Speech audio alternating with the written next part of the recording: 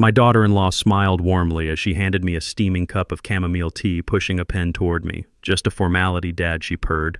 But my foreman, bending to pick up his keys, whispered 3 words that chilled my blood. "Do not drink." What she thought was a simple trick to steal my life's work became the biggest mistake she would ever make.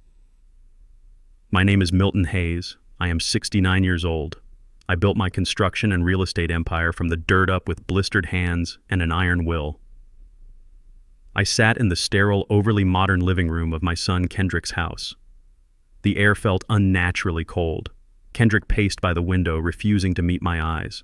Across the glass coffee table sat Courtney, my 30-year-old daughter-in-law. She wore a pristine white dress and a perfectly practiced smile of concern. Between us lay a stack of legal papers and a freshly brewed cup of chamomile tea. She claimed the papers were just a temporary business authorization. She said I had been working too hard and needed to step back. She slid the teacup closer to me, the floral steam rising between us. "Drink up, Milton," Courtney cooed, her voice dripping with artificial sweetness. "It will calm your nerves before we go over the boring legal jargon." I reached for the porcelain cup. Out of the corner of my eye, I saw Deacon shift. Deacon is 65, my most trusted construction foreman and a brother to me for over 40 years. He had driven me here today. He intentionally knocked his pen off the edge of the glass table. As he leaned down to retrieve it, his face brushed near my knee. His voice was a harsh, barely audible rasp meant only for my ears. "Do not drink it," Deacon whispered. "Smells like the heavy sedatives they gave my wife at the hospital. It is laced." I did not flinch. Decades of dealing with cutthroat contractors and corrupt city officials had taught me how to keep my face carved from stone. I picked up the delicate teacup, bringing it to my lips. Courtney leaned forward slightly, her eyes hungry, watching my every move. Kendrick finally stopped pacing and turned toward me, a pathetic mix of guilt and anticipation painted across his 35-year-old face. I let the warm liquid touch my lower lip, drawing a small mouthful without swallowing. Instantly, a bitter, chalky chemical taste hit the back of my tongue, poorly masked by the strong chamomile. Deacon was right. I immediately brought my thick cotton handkerchief to my mouth and broke into a violent, racking cough. I expelled the laced tea directly into the fabric, making sure it looked like a natural choking fit. I wheezed, patting my chest, and quickly folded the damp cloth, slipping it deep into my coat pocket. "Oh dear, went down the wrong pipe," I said, my voice deliberately raspy. Courtney frowned, her perfect mask slipping for a fraction of a second. "Take another sip, Milton." Slowly. "In a minute," I replied, waving her off. I picked up the stack of papers she was so eager for me to sign. I pulled my reading glasses from my chest pocket and began to scan the document. Before I continue this story, let me know where you are watching from in the comments below. Hit like and subscribe if you have ever had to stand up to greedy people who underestimated your intelligence. Growing up as an African-American man in the toughest parts of this city, I learned to read the fine print before I learned to read a novel. I own 5 acres of prime commercial real estate downtown land that corporate developers are desperate to get their hands on for gentrification projects. Courtney thought I was just an uneducated old builder she could easily swindle. She thought her sweet smile would make me drop my guard. I thought about the days I spent laying bricks in the scorching summer heat. I thought about the blisters that turned into calluses and the calluses that built my company. Every dollar I possessed was earned through blood and sweat. Kendrick had grown up soft, shielded from the harsh realities of the world by the very wealth I created. He had gone to elite private schools and lived in a bubble of luxury. When he met Courtney, I knew she was bad news. She was a woman who wore designer clothes but carried a spirit of pure greed. She looked at my properties not as achievements of a lifetime of labor, but as uncashed lottery tickets waiting for her to claim. They honestly believed that because I was nearing 70, my mind was slipping. They thought my silence was weakness. My eyes tracked across the legal jargon. This was not a temporary business authorization. The bold heading on the second page made my blood run ice cold. It was a petition for full medical and financial conservatorship. They were legally declaring me mentally unfit. If I signed this, I would hand over total control of my construction company, my bank accounts, my properties, and even my medical decisions to Kendrick. And through Kendrick directly to Courtney. The audacity was staggering. They wanted to drug me, get my signature while I was incapacitated, and strip me of my life's work. I looked at my son, the boy I had paid tuition for, bought cars for, and bailed out of trouble time and time again. He He was standing there ready to watch his wife erase my autonomy. I placed the pen down on the glass table with a deliberate heavy click. I gripped my stomach and let out a sharp groan, hunching forward. My ulcer. I grimaced, standing up abruptly. It is acting up again. The pain is sharp. Dad, wait. You need to sign this first, Kendrick protested, taking a panicked step forward. I cannot focus right now, I said, waving my hand dismissively. Deacon, get the car started. I need my prescription from the house. Courtney stood up, her voice losing its sweet melody, turning sharp and urgent. Milton, it will only take 2 seconds. Just sign the last page. I do not sign anything without reading it thoroughly, Courtney. You know that I shot back, locking my eyes with hers. For a moment, the predator hiding beneath her pretty face was completely visible. We will do this tomorrow. Deacon was already at the door, holding it open. I walked past my son and his treacherous wife, leaving the poisoned tea and the unsigned death warrant on their expensive coffee table. We did not drive home. I ordered Deacon to head straight to a private toxicology lab across town. I handed the technician my damp handkerchief and paid double for a rushed analysis. For 2 hours, Deacon and I sat in silence in my truck. We did not need to speak. The betrayal was heavy enough to suffocate us both. When the technician returned, the results confirmed my darkest fears. The fabric was soaked in a massive dose of benzodiazepine, a heavy sedative. It was enough to knock a man my age completely unconscious, leaving me highly suggestible before passing out entirely. It was a calculated criminal dose. I walked out of the clinic with the printed lab report folded in my hand, a piece of paper that officially ended my relationship with my son. I sat in the passenger seat and pulled out my cell phone. I needed to move funds immediately to secure my legal defense. I dialed my private banker, navigating the automated prompts to check my personal checking balance. Instead of an automated total, a live representative came on the line. Her tone was apologetic but firm. Mr. Hayes, I am so sorry, but I cannot process any transfers today. Your personal credit cards and checking accounts have been frozen. I gripped the phone tightly. Frozen. On whose authority? We received an emergency medical report this morning from a Dr. Collins along with an affidavit from your son. The freeze is a temporary protective measure due to an active evaluation of your cognitive health. They had not waited for the signature. The T was just a backup plan. They had already launched the coup. I hung up the phone and looked out the window. Courtney thought she had trapped a helpless old man. She was about to find out she had just locked herself in a cage with a silverback gorilla. I lowered the phone from my ear and stared at the dark screen. The silence inside the truck was thick and heavy. Deacon kept his hands on the steering wheel, his eyes fixed on the road ahead, waiting for my command. A lesser man might have screamed.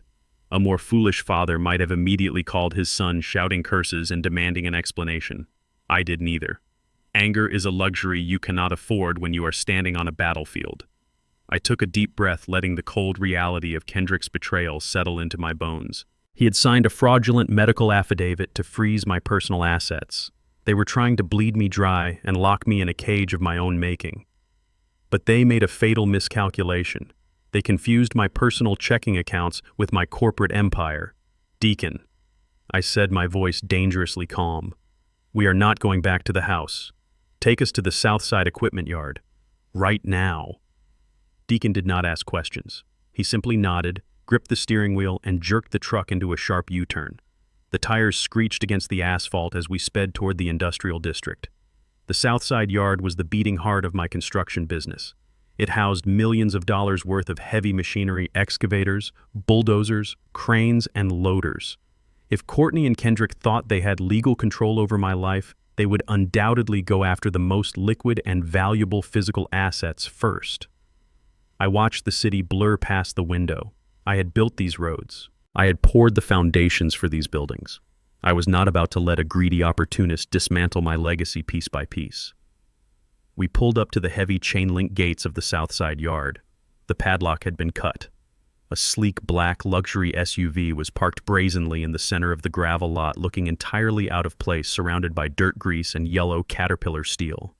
A group of men in crisp business suits were walking around my primary excavators, holding clipboards and taking photographs. Standing right in the middle of them, pointing at a $500,000 front-end loader, was Courtney. She wore a tailored beige trench coat and designer sunglasses, acting as if she owned the very dirt she was standing on. She was playing the role of the authoritative executive, handing over my life's work to liquidators. I pushed open the heavy door of my truck and stepped onto the gravel. The crunch of my boots was the only sound I focused on as I marched straight toward the group. Deacon flanked me, walking with the quiet, heavy presence of a man who had spent 40 years breaking concrete. Courtney turned around, her smile faltering for a brief second before she quickly rearranged her features into a mask of polite condescension. "Milton," she said loudly, ensuring the appraisers could hear her. "What are you doing here? You should be at home resting. You know the doctors said excitement is bad for your condition." I ignored her patronizing tone and turned my attention directly to the men with the clipboards. "Who are you and what are you doing on my property?" I demanded, my voice echoing across the open yard. The lead appraiser, a tall man with a nervous disposition, adjusted his glasses.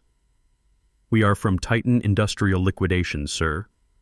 We were called here to assess the machinery for an expedited auction." He looked hesitantly at Courtney. "We were told the owner was stepping down for health reasons." "Stepping down," I repeated, letting a cold laugh escape my chest. "I am the owner. I am standing right here, and I assure you I have never been healthier. Pack up your clipboards and get off my site before I have you all arrested for trespassing." Courtney stepped forward, placing a manicured hand on her hip. "Gentlemen, please excuse my father-in-law." She pulled a folded document from her designer bag and waved it in the air. "As I explained earlier, I am the legal representative for Hayes Enterprises.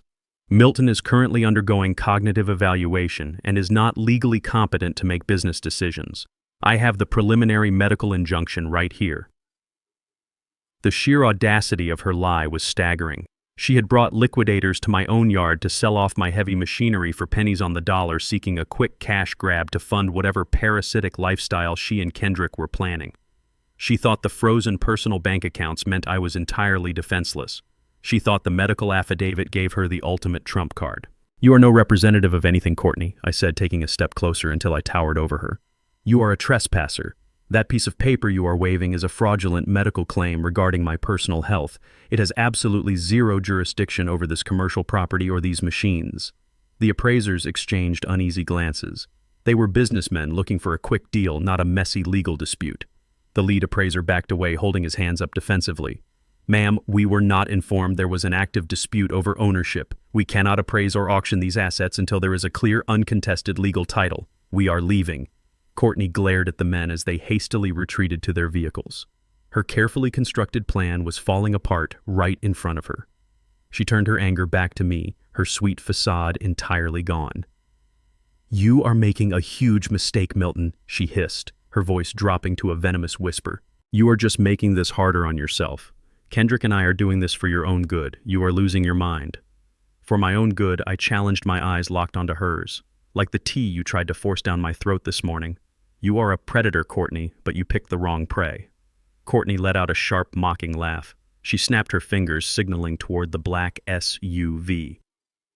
The doors opened, and two massive private security guards stepped out. They were built like brick walls, wearing tight black tactical shirts and dark sunglasses. They marched over, positioning themselves squarely between Courtney and me. Their presence was a clear physical threat meant to intimidate a man they believed to be frail and helpless.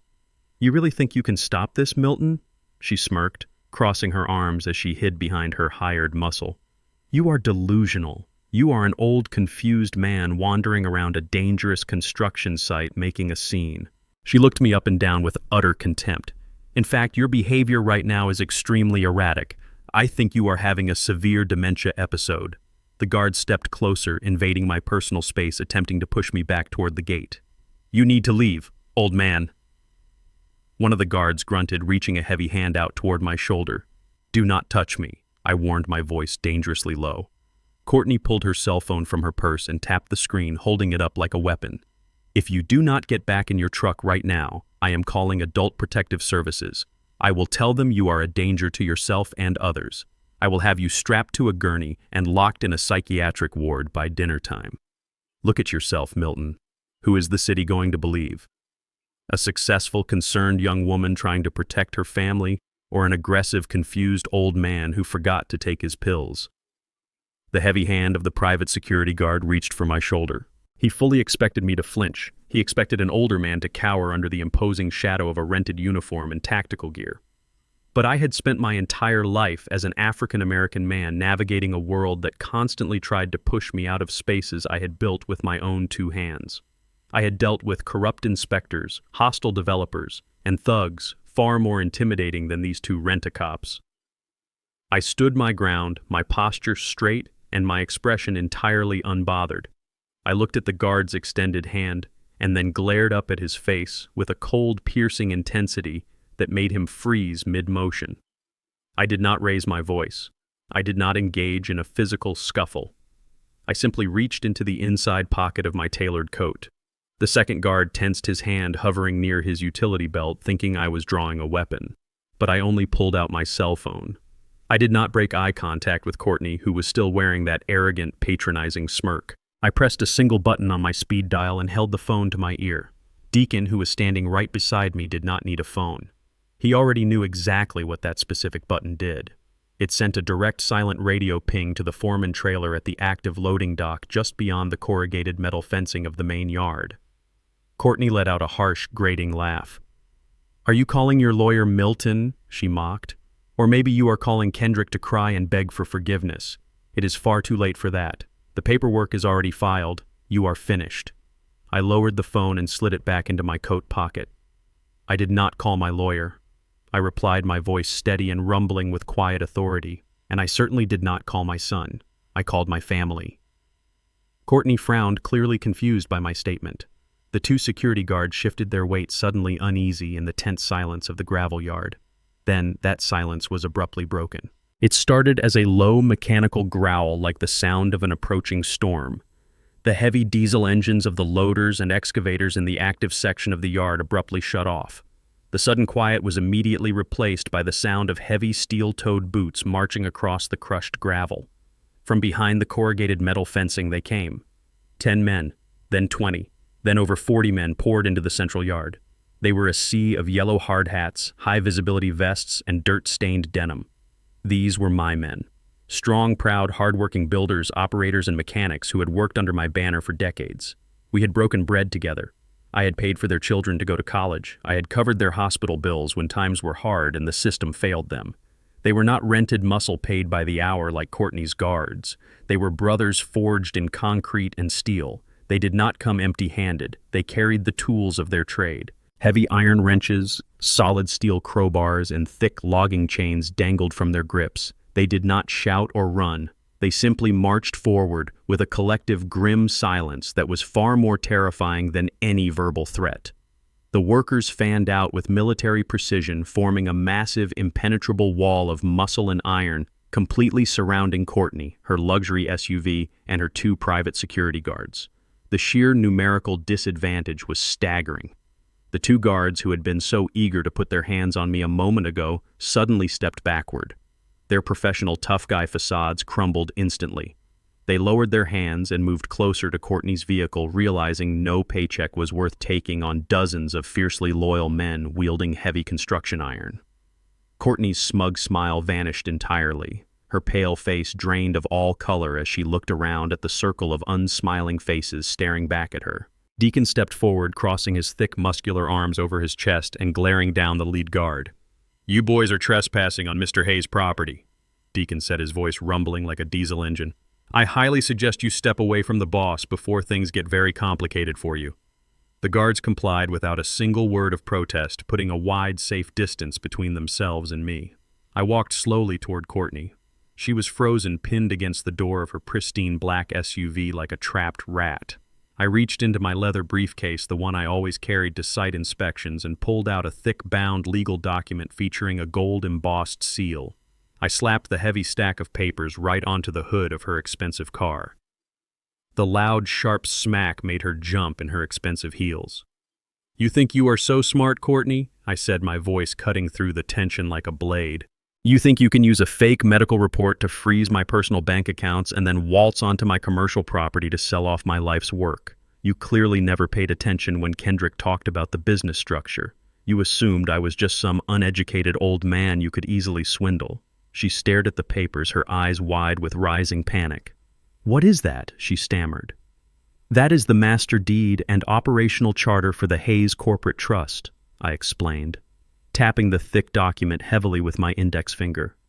Every machine in this yard, every truck, every single piece of dirt you are standing on does not belong to Milton Hayes, the individual. It belongs to the trust, and I am the sole managing trustee. Your fraudulent little medical injunction applies strictly to my personal estate. It has absolutely zero legal jurisdiction over a corporate trust entity.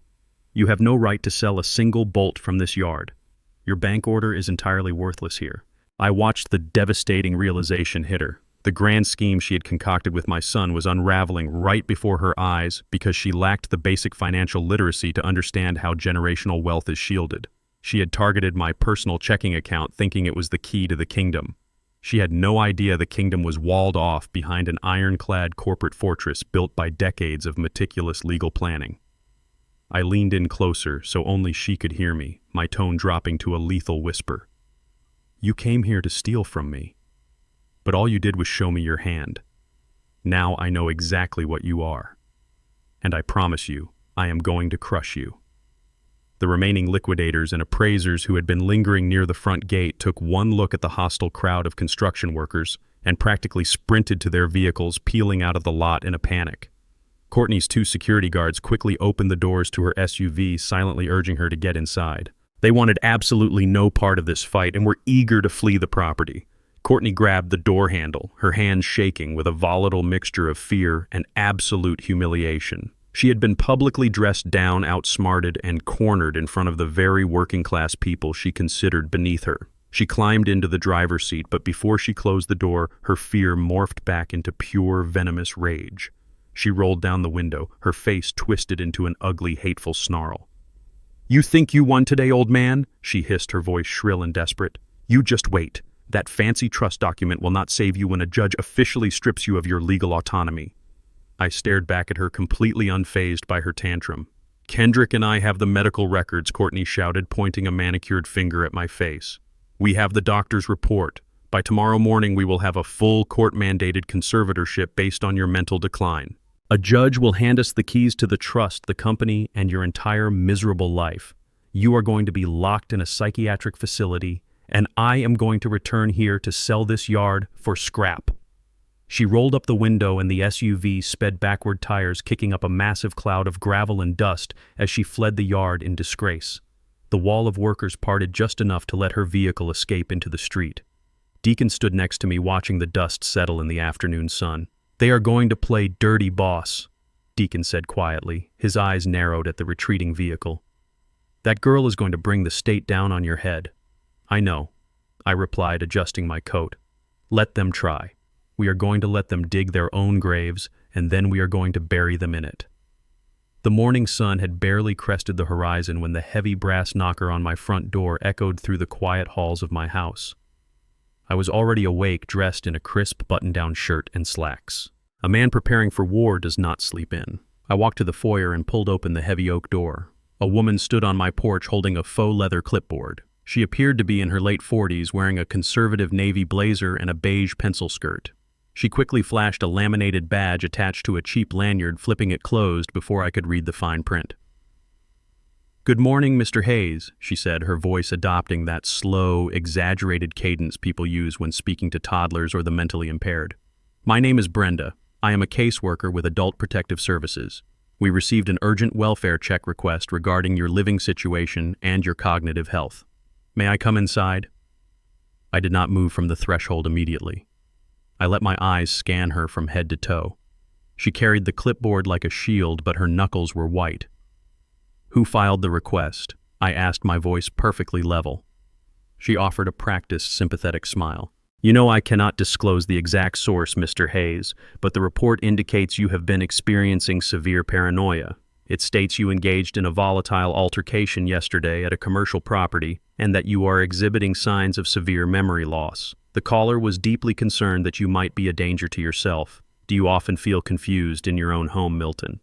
The blatant leading questions were designed to trap me. If I showed anger, she would document me as volatile. If I denied the events, she would document me as delusional. Courtney and Kendrick had wasted no time. They had deployed their next weapon, trying to build a documented history of mental instability to fast-track their conservatorship. I stepped aside and gestured toward the hallway. Please come into the kitchen, Brenda. I was just about to brew a pot of coffee. As she walked past me, I reached into the breast pocket of my shirt and pressed the tactile record button on my digital audio device. I had spent the previous evening preparing for exactly this kind of ambush. I walked behind her, leading her into my spacious kitchen. The marble countertops and stainless steel appliances gleamed under the recessed lighting. I walked over to the espresso machine and began the slow, methodical process of grinding fresh beans. Brenda sat at the island counter clicking her pen. She did not waste any time launching into her scripted psychological evaluation. Mr. Hayes, the report mentions you have been alienating your family. She began writing nothing on her clipboard yet. It says you are refusing to sign standard business documents because you believe your family is conspiring against you. That kind of paranoia can be very isolating. Have you forgotten who your son is? Do you frequently forget where you are? I poured the hot water over the dark grounds, letting the rich aroma fill the room. I did not look at her. I just focused on the coffee. I know exactly who my son is, Brenda, I replied calmly, and I know exactly where I am. I am standing in the house I paid off 20 years ago with money I earned from the company I built from the ground up. Would you care for a cup? No, thank you, she said, her tone tightening with slight impatience. Mr. Hayes, we need to focus. If you cannot answer my questions clearly, I will be forced to recommend an involuntary psychiatric hold. We do not want to involve the authorities, do we?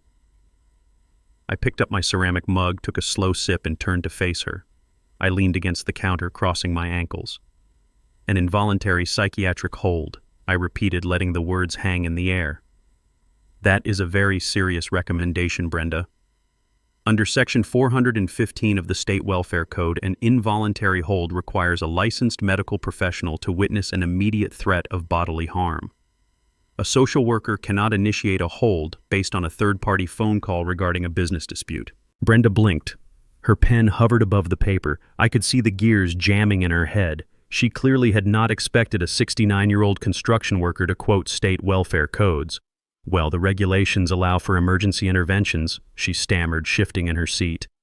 Actually, they do not, I corrected, taking another sip of coffee.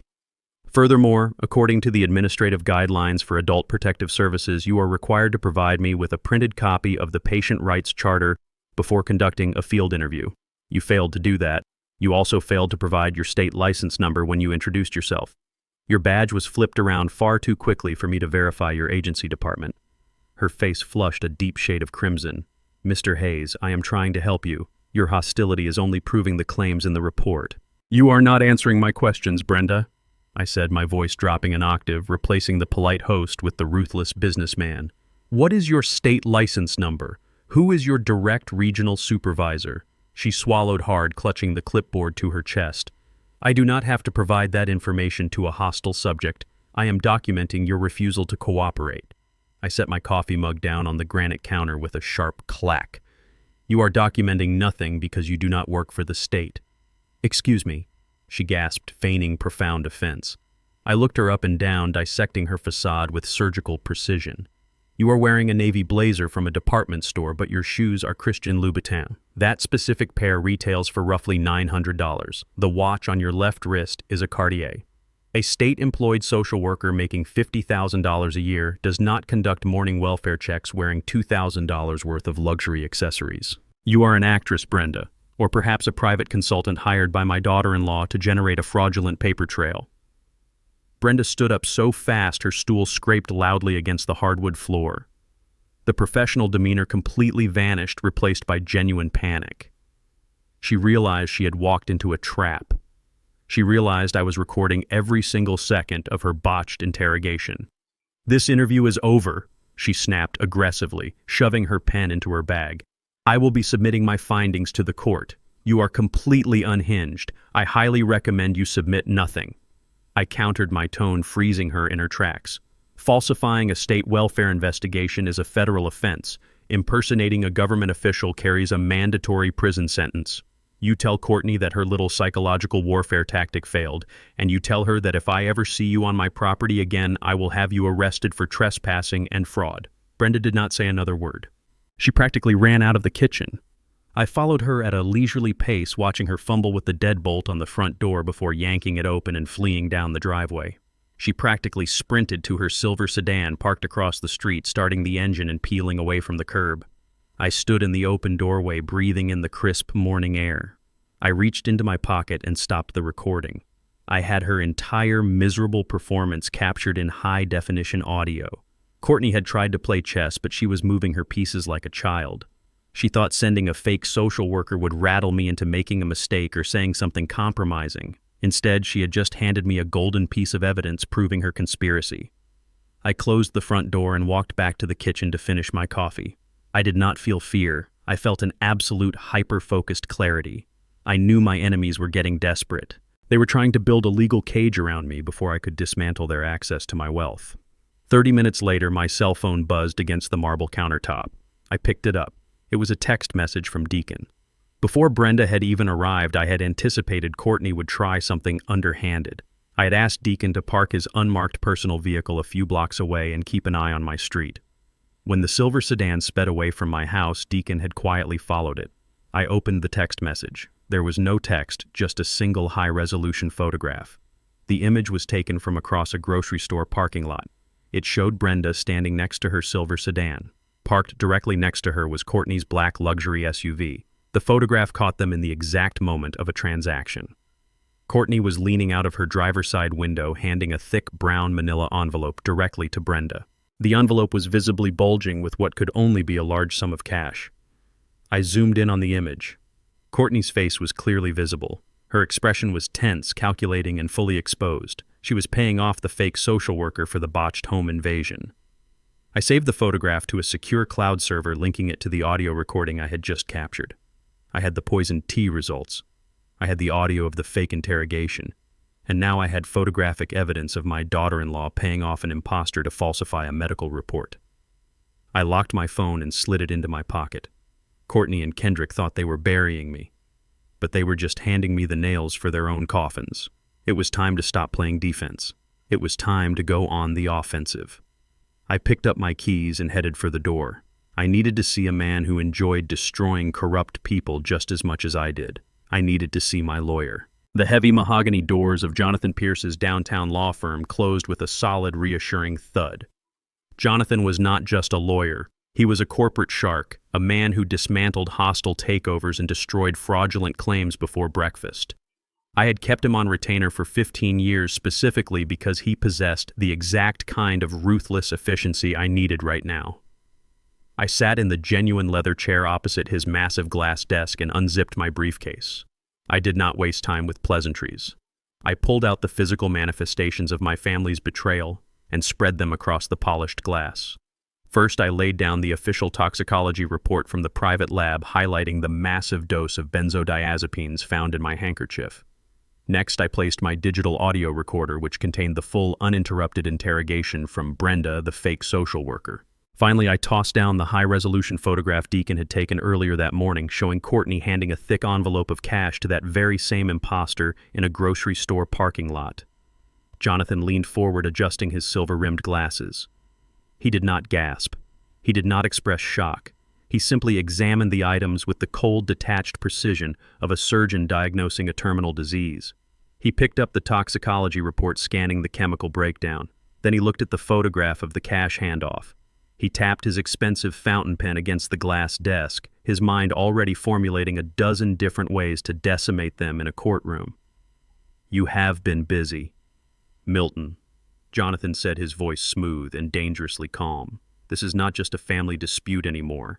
This is a coordinated criminal conspiracy. They are building a fraudulent narrative to establish medical conservatorship, and they are committing multiple felonies to do it."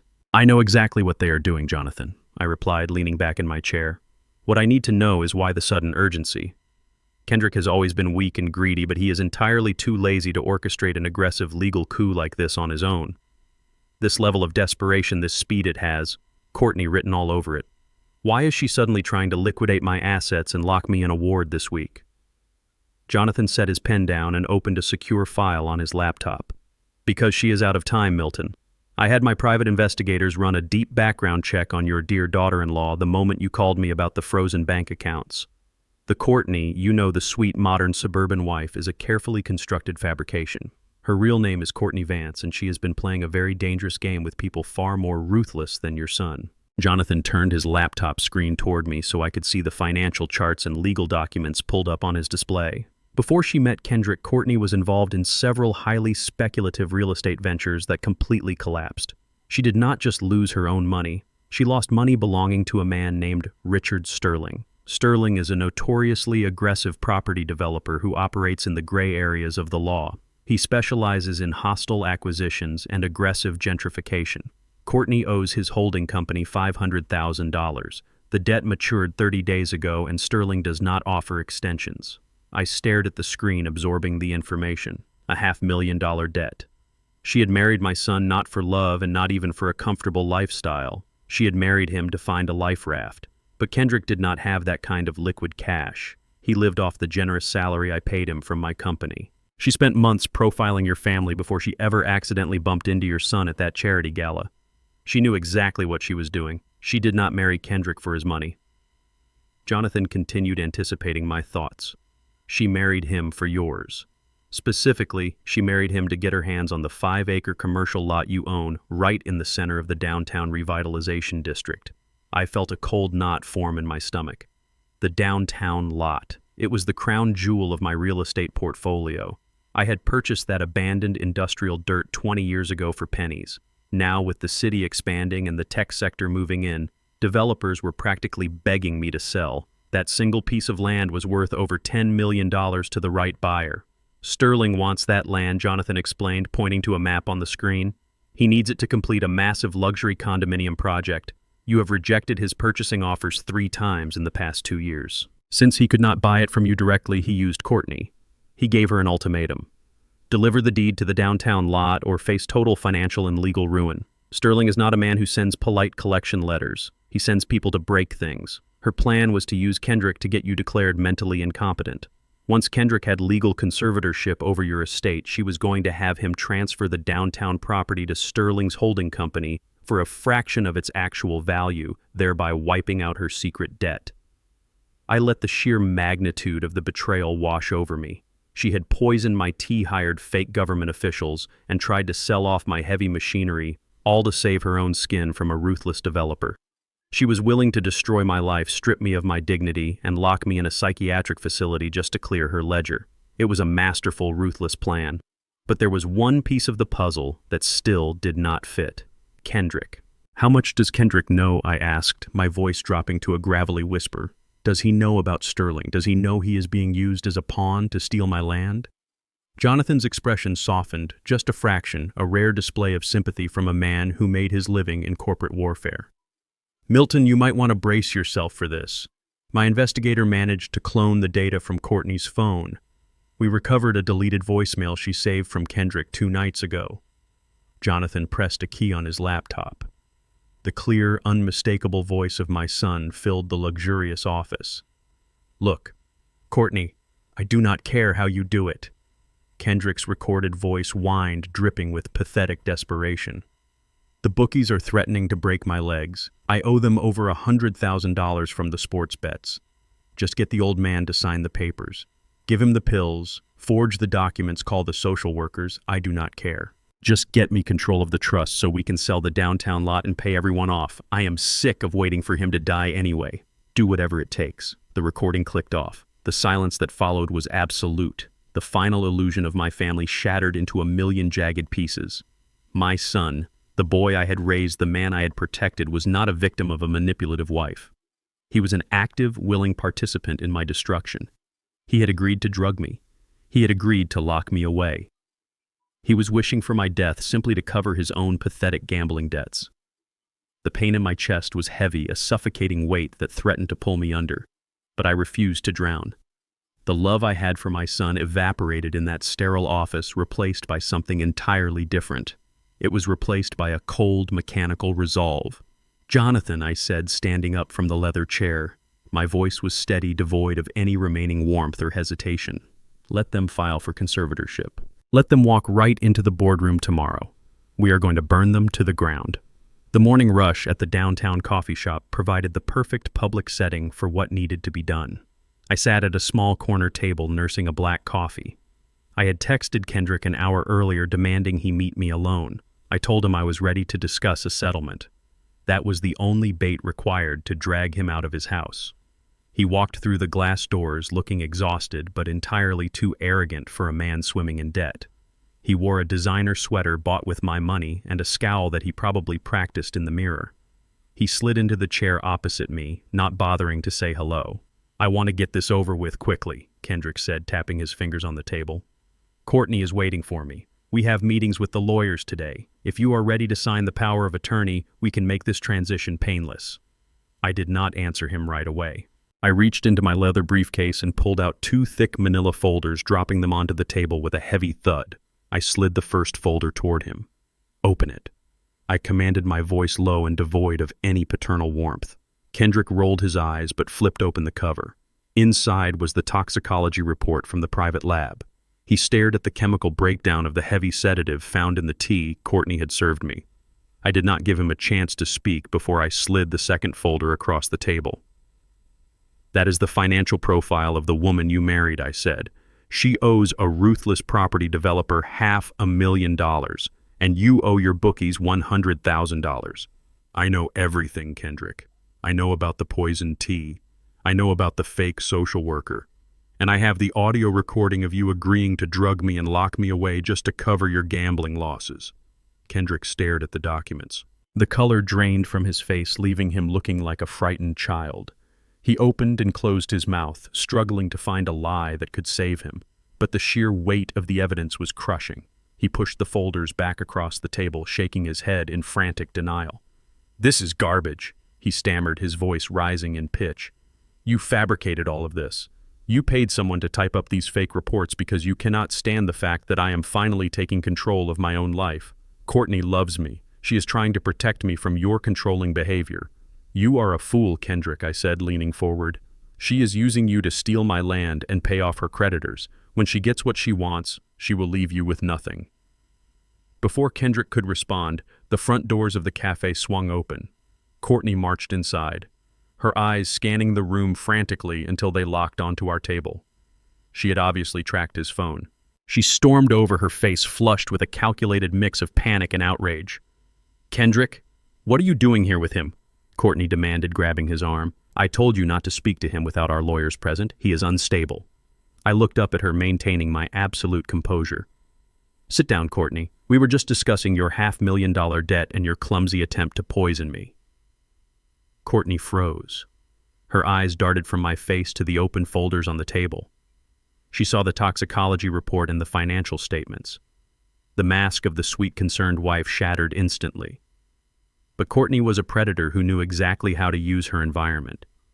She knew we were in a crowded upscale cafe. She knew she was a young white woman, and I was a large, older African-American man. She immediately weaponized the room. Courtney took a sudden, dramatic step backward, knocking her chair to the floor with a loud crash. The sound silenced the entire cafe. Every patron turned their head toward our table. "Stop threatening me!" Courtney screamed, her voice trembling with manufactured terror. "Kendrick, help me. He is threatening me." I remained seated, my hands resting flat on the table where everyone could see them. I did not raise my voice or make a single aggressive movement. "You are making a scene to cover your crimes, Courtney," I said calmly, but she escalated her performance. She brought her hands to her face, forcing tears to stream down her cheeks. She backed away, cowering against a nearby table. "Please do not hurt me," she wailed loudly enough for the barista to drop a pitcher. "You have been harassing us for weeks. You are sick, Milton. You need to be in a hospital. Kendrick, protect me from him." Kendrick stood up, puffing out his chest and stepping between me and his wife. He was playing the valiant protector, defending the woman who was actively destroying him. "Leave her alone, Dad," Kendrick shouted, making sure the audience heard him. "You are completely out of control. We are calling the authorities." The patrons in the cafe began to murmur. I saw several people take out their cell phones. A well-meaning but ignorant manager rushed out from behind the counter, telling someone to dial emergency services. Courtney had successfully orchestrated a public spectacle, painting me as the violent aggressor and herself as the innocent victim. Less than 3 minutes later, the wail of police sirens pierced the morning air.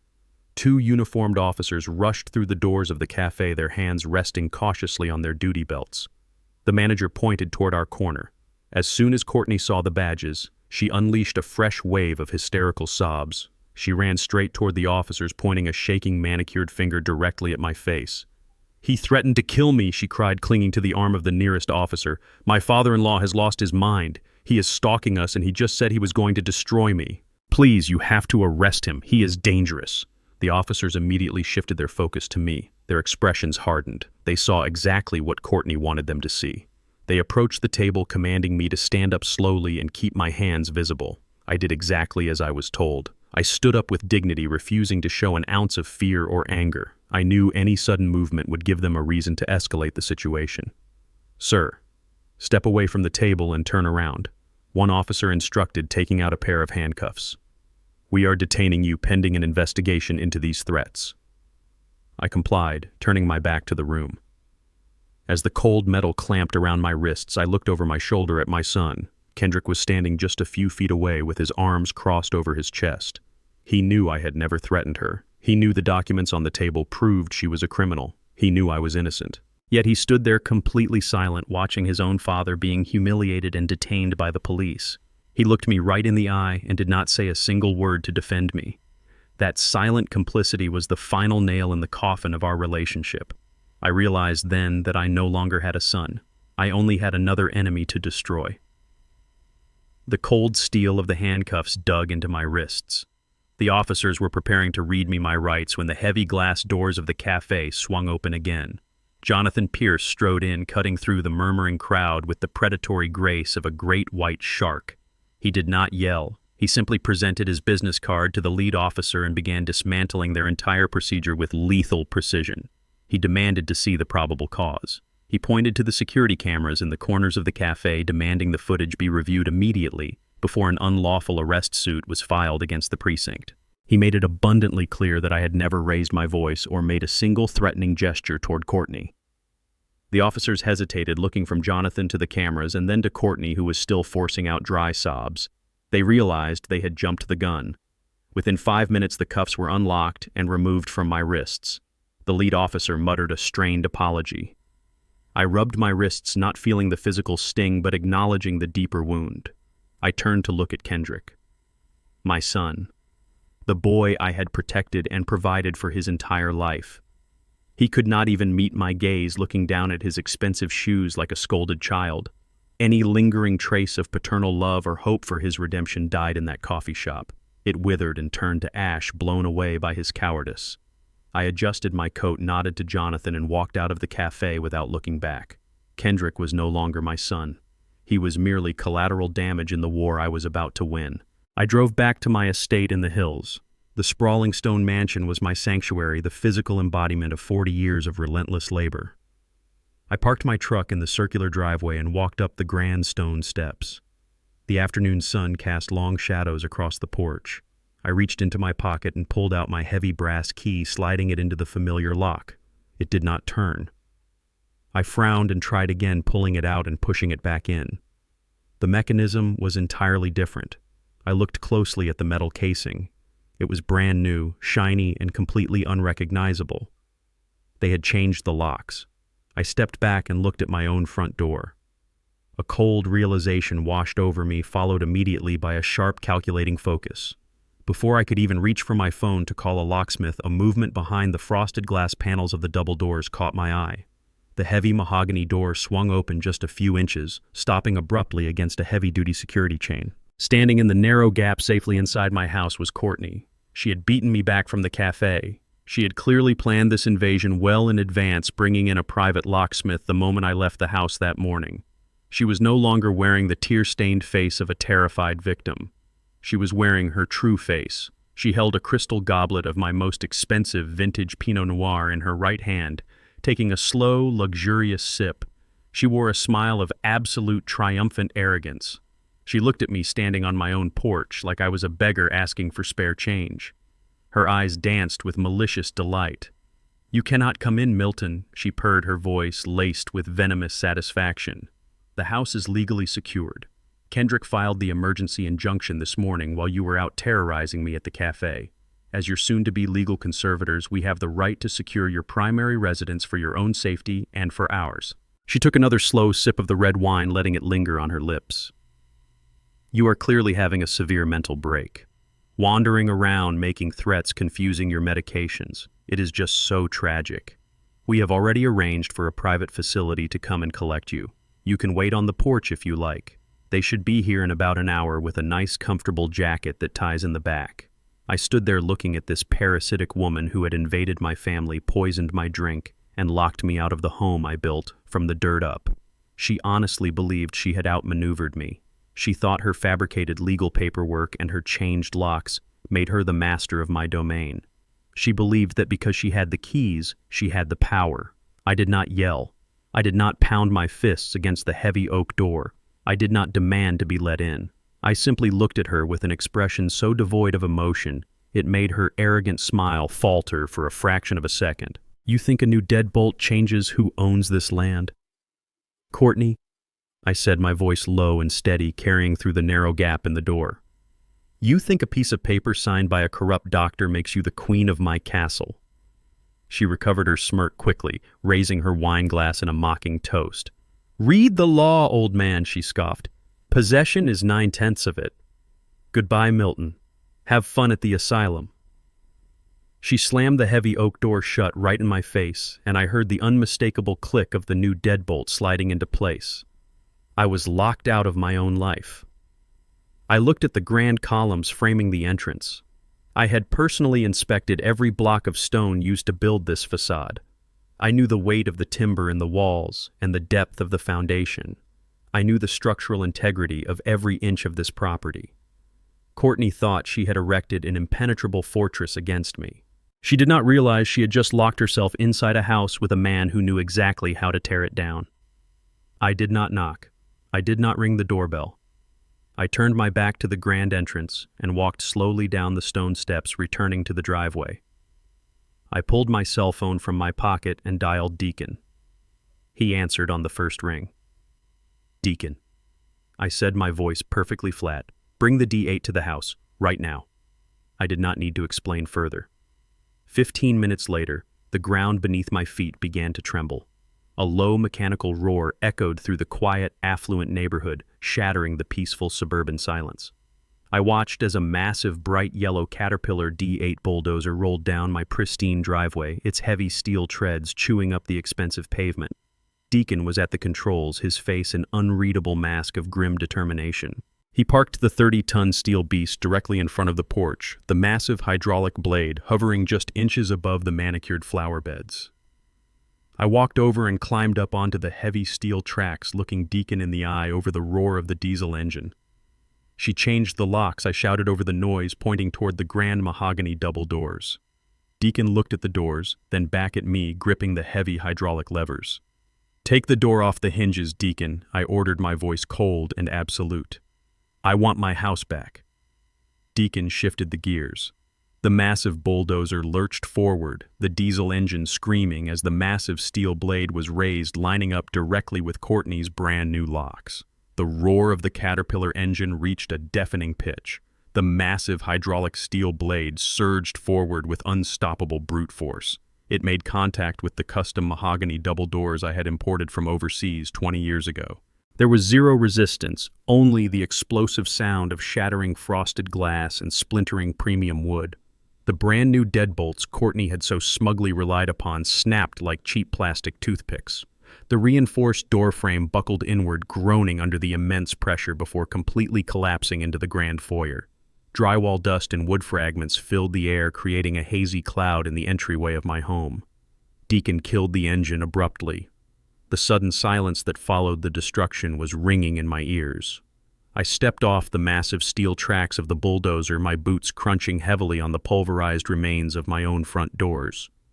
Deacon climbed down right behind me, his face as unbothered as if we had just knocked down a rotting garden shed. I walked through the gaping hole in the front of my estate, brushing a layer of dust off the lapel of my tailored coat.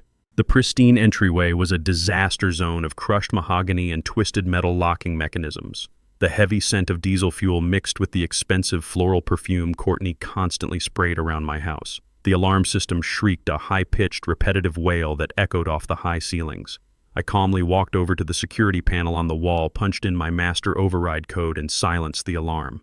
The quiet returned, leaving only the sound of falling debris and the panicked scrambling coming from the back of the house. I had built this house to stand for generations, and I was more than willing to break it apart piece by piece if it meant flushing out the parasites hiding inside.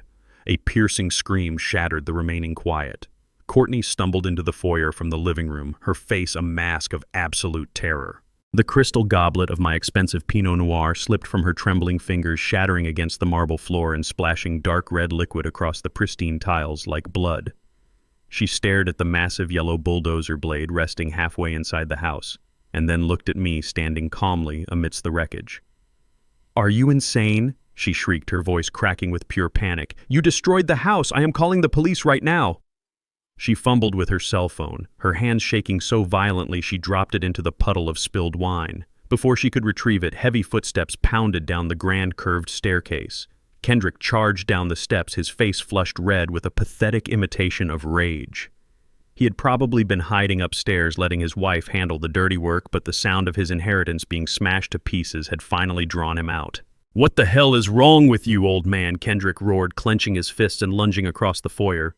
He swung a wild, uncoordinated punch aimed directly at my jaw. I did not even blink. I did not have to. Deacon moved with a terrifying, fluid speed that betrayed his age. He stepped slightly to the side, intercepting Kendrick's swinging arm. With a single fluid motion, Deacon gripped Kendrick's wrist, twisted it sharply outward, and applied downward pressure on his elbow. Kendrick let out a high-pitched yelp of pain as his forward momentum was violently redirected. Deacon forced him face first onto the marble floor, pinning him down with a heavy knee planted firmly between his shoulder blades. The entire altercation lasted less than 3 seconds. Kendrick groaned, struggling uselessly against the concrete weight of a man who had spent 40 years wrestling steel beams into place. "Stay down, son," Deacon grunted, applying just enough pressure to make Kendrick gasp. "You are entirely out of your depth." I stepped over the spilled wine and stood directly above my son, looking down at him with absolute disgust. I reached into my briefcase and pulled out a thick stack of freshly printed financial documents. I let them drop fluttering down to hit the marble floor right in front of Kendrick's face. "Those are the cancellation confirmations for every single supplementary credit card you and your wife have been using for the past 5 years, I said, my voice echoing off the high ceilings. "I called the banks right after I left the cafe. Your platinum accounts, your travel cards, your emergency funds, all completely terminated. I also contacted the auto insurance provider and removed both of your luxury vehicles from my corporate policy. You are currently driving uninsured and you do not have a single working piece of plastic in your wallets." Courtney was backed against the wall, clutching her chest, her eyes darting frantically between me and Deacon, holding her husband pinned to the floor. "You cannot do this," she cried. "We need those accounts. You are abandoning your own family." I turned my cold gaze toward her. "You are not my family, Courtney. You are a trespasser who poisoned my tea and tried to steal my land." "And you, Kendrick," I said, looking back down at the floor. "You are a coward who sold out his own father to cover a gambling debt. The financial gravy train is officially derailed. You have 24 hours to pack your bags and get out of my house. If you are still on this property by this time tomorrow, I will have you both physically thrown onto the street for trespassing and corporate espionage." Deacon slowly lifted his knee and stepped back, allowing Kendrick to scramble pathetically across the floor. He crawled toward Courtney, clutching his twisted wrist, his chest heaving with exertion and humiliation. Courtney helped him up, her own face pale and marked with a small, thin scratch on her cheek from a piece of flying debris. She wiped a drop of blood away with the back of her trembling hand. She looked around at the destroyed doors, her humiliated husband, and the canceled financial documents scattered across the floor. Her fear began to recede quickly, replaced by the desperate, venomous, cornered energy of a trapped animal. She straightened her ruined posture, adjusting her designer dress with shaking hands. She looked me right in the eye and let out a sharp, humorless laugh that echoed strangely in the ruined foyer. "You think cutting off some credit cards makes you the winner here, Milton?" She sneered, her voice regaining its arrogant edge. "You think you can just kick us out and keep everything for yourself? You are forgetting one massive detail, old man. You do not own Hayes Enterprises entirely on your own." She took a step forward, her eyes flashing with renewed malice. When your wife died, she left 30% of her voting shares directly to Kendrick. 30% is more than enough to trigger an emergency shareholder vote under the corporate bylaws. You might have the majority, but you need a mentally competent standing to maintain your executive seat. Kendrick and I are taking those shares and our medical affidavits to the board of directors tomorrow morning. We are going to officially vote to oust you as chief executive officer. Enjoy your broken doors, Milton, because by noon tomorrow you will not even have a company left to defend. The morning sun glared through the floor-to-ceiling windows of the Hayes Enterprises boardroom, casting long, sharp shadows across the polished mahogany table. I sat at the head of the table, my hands resting flat on the cool wood. The room was silent, save for the low hum of the air conditioning. I wore my sharpest charcoal suit, a silent armor for the corporate slaughter that was about to take place. At exactly 9 o'clock, the heavy glass doors swung open. Kendrick and Courtney marched into the room, attempting to project an aura of absolute authority. They were flanked by two slick, overly groomed corporate lawyers wearing $1,000 suits and carrying thick leather briefcases. Courtney wore a dark tailored skirt suit, trying to look like a seasoned executive rather than a desperate grifter. Her jaw was set, her eyes locked onto mine with a venomous anticipation. Kendrick walked slightly behind her, carrying a stack of bound documents, looking pale but determined to play his part in this pathetic coup. The two arrogant lawyers did not bother with pleasantries. They dropped their heavy briefcases onto the table with deliberate force, popping the metallic latches open in unison. One of them, a man with slicked-back hair and a condescending smirk, slid a thick legal document toward me. He tapped his expensive pen against the cover page. "Mr." Hayes the lawyer began, his tone dripping with fake professionalism. "We are here to formally execute an emergency shareholder resolution. As you are aware, your son Kendrick holds 30% of the voting shares in this company inherited from his late mother. Combined with the active medical injunction regarding your declining cognitive health, we are officially invoking the emergency bypass clause in the corporate charter. You are being relieved of your duties as chief executive officer, effective immediately." I did not look at the lawyer. I kept my eyes fixed squarely on my son. "Read the motion, Kendrick." I said, my voice a low, steady rumble that carried across the vast room. "If you are going to take my life's work from me, you are going to look me in the eye and read the charges yourself." Kendrick swallowed hard, his Adam's apple bobbing nervously. He glanced at Courtney, who gave him a sharp approving nod, a master commanding her puppet. Kendrick picked up the thick stack of papers, his hands trembling slightly, and began to read aloud. The document was a masterpiece of legal fiction, a long, rambling indictment meticulously crafted to destroy 40 years of my hard work and reputation. He read about my supposed erratic behavior, painting my self-defense as unprovoked aggression. He detailed the incident at the coffee shop, twisting the narrative to make me look like a violent, delusional old man terrorizing his innocent daughter-in-law in public. He read the fraudulent medical affidavits claiming I was suffering from severe paranoia, acute memory loss, and an inability to manage complex financial operations. He claimed my decision to freeze my own credit accounts was proof of financial incompetence. He cited the destruction of the front doors as evidence that I was a physical danger to those around me and a liability to the corporate brand. Every word he spoke was a dagger aimed at my legacy, but I refused to bleed for them. For 20 minutes, Kendrick stood in the boardroom of the empire I built, reading a script designed to strip me of my dignity. He painted a picture of a broken, fading man who desperately needed to be put out to pasture. He spoke of my legacy as if it were a tragic burden that he, the capable, strong son, now had to bravely carry. He tried to sound authoritative, but his voice cracked on the medical lies betraying the cowardice hiding underneath his tailored suit. Through it all, I sat entirely motionless. I did not clench my jaw. I did not interrupt to defend myself. I did not show a single ounce of anger or betrayal. I let his words bounce off me like rain against a steel roof. My silence clearly unsettled the two arrogant lawyers, who were expecting a fiery outburst, an aggressive reaction they could use to further prove my supposed instability. They kept glancing at each other, shifting uncomfortably under my unwavering gaze. But Courtney was absolutely reveling in it. She stood with her arms crossed, a triumphant sneer plastered across her face, soaking in every humiliating word Kendrick read. She was imagining the payout, visualizing the prime real estate she was about to hand over to her ruthless creditors. When Kendrick finally reached the end of the grueling document, his voice was hoarse. He laid the papers down and pushed a sleek silver pen across the mahogany table toward me. Therefore, by the power vested in me as a minority shareholder and acting medical proxy, Kendrick concluded, his voice shaking one last time. I demand your immediate resignation and the full transfer of executive control of Hayes Enterprises. Sign the handover, Dad. Do not make this any uglier than it has to be. Courtney leaned forward, placing her hands flat on the table. It is over, Milton, she hissed, her eyes wide with greedy anticipation. Sign the paper. Walk away. If you do it quietly, we might even let you pick the nursing home. I looked down at the silver pen resting on the polished wood. I looked at the signature line at the bottom of the executive transfer agreement. They expected a massive fight. They expected me to rage, to call my security, to tear the document to pieces. Instead, I reached out and calmly picked up the pen. I did not hesitate. I did not read the fine print because I already knew exactly what I was signing.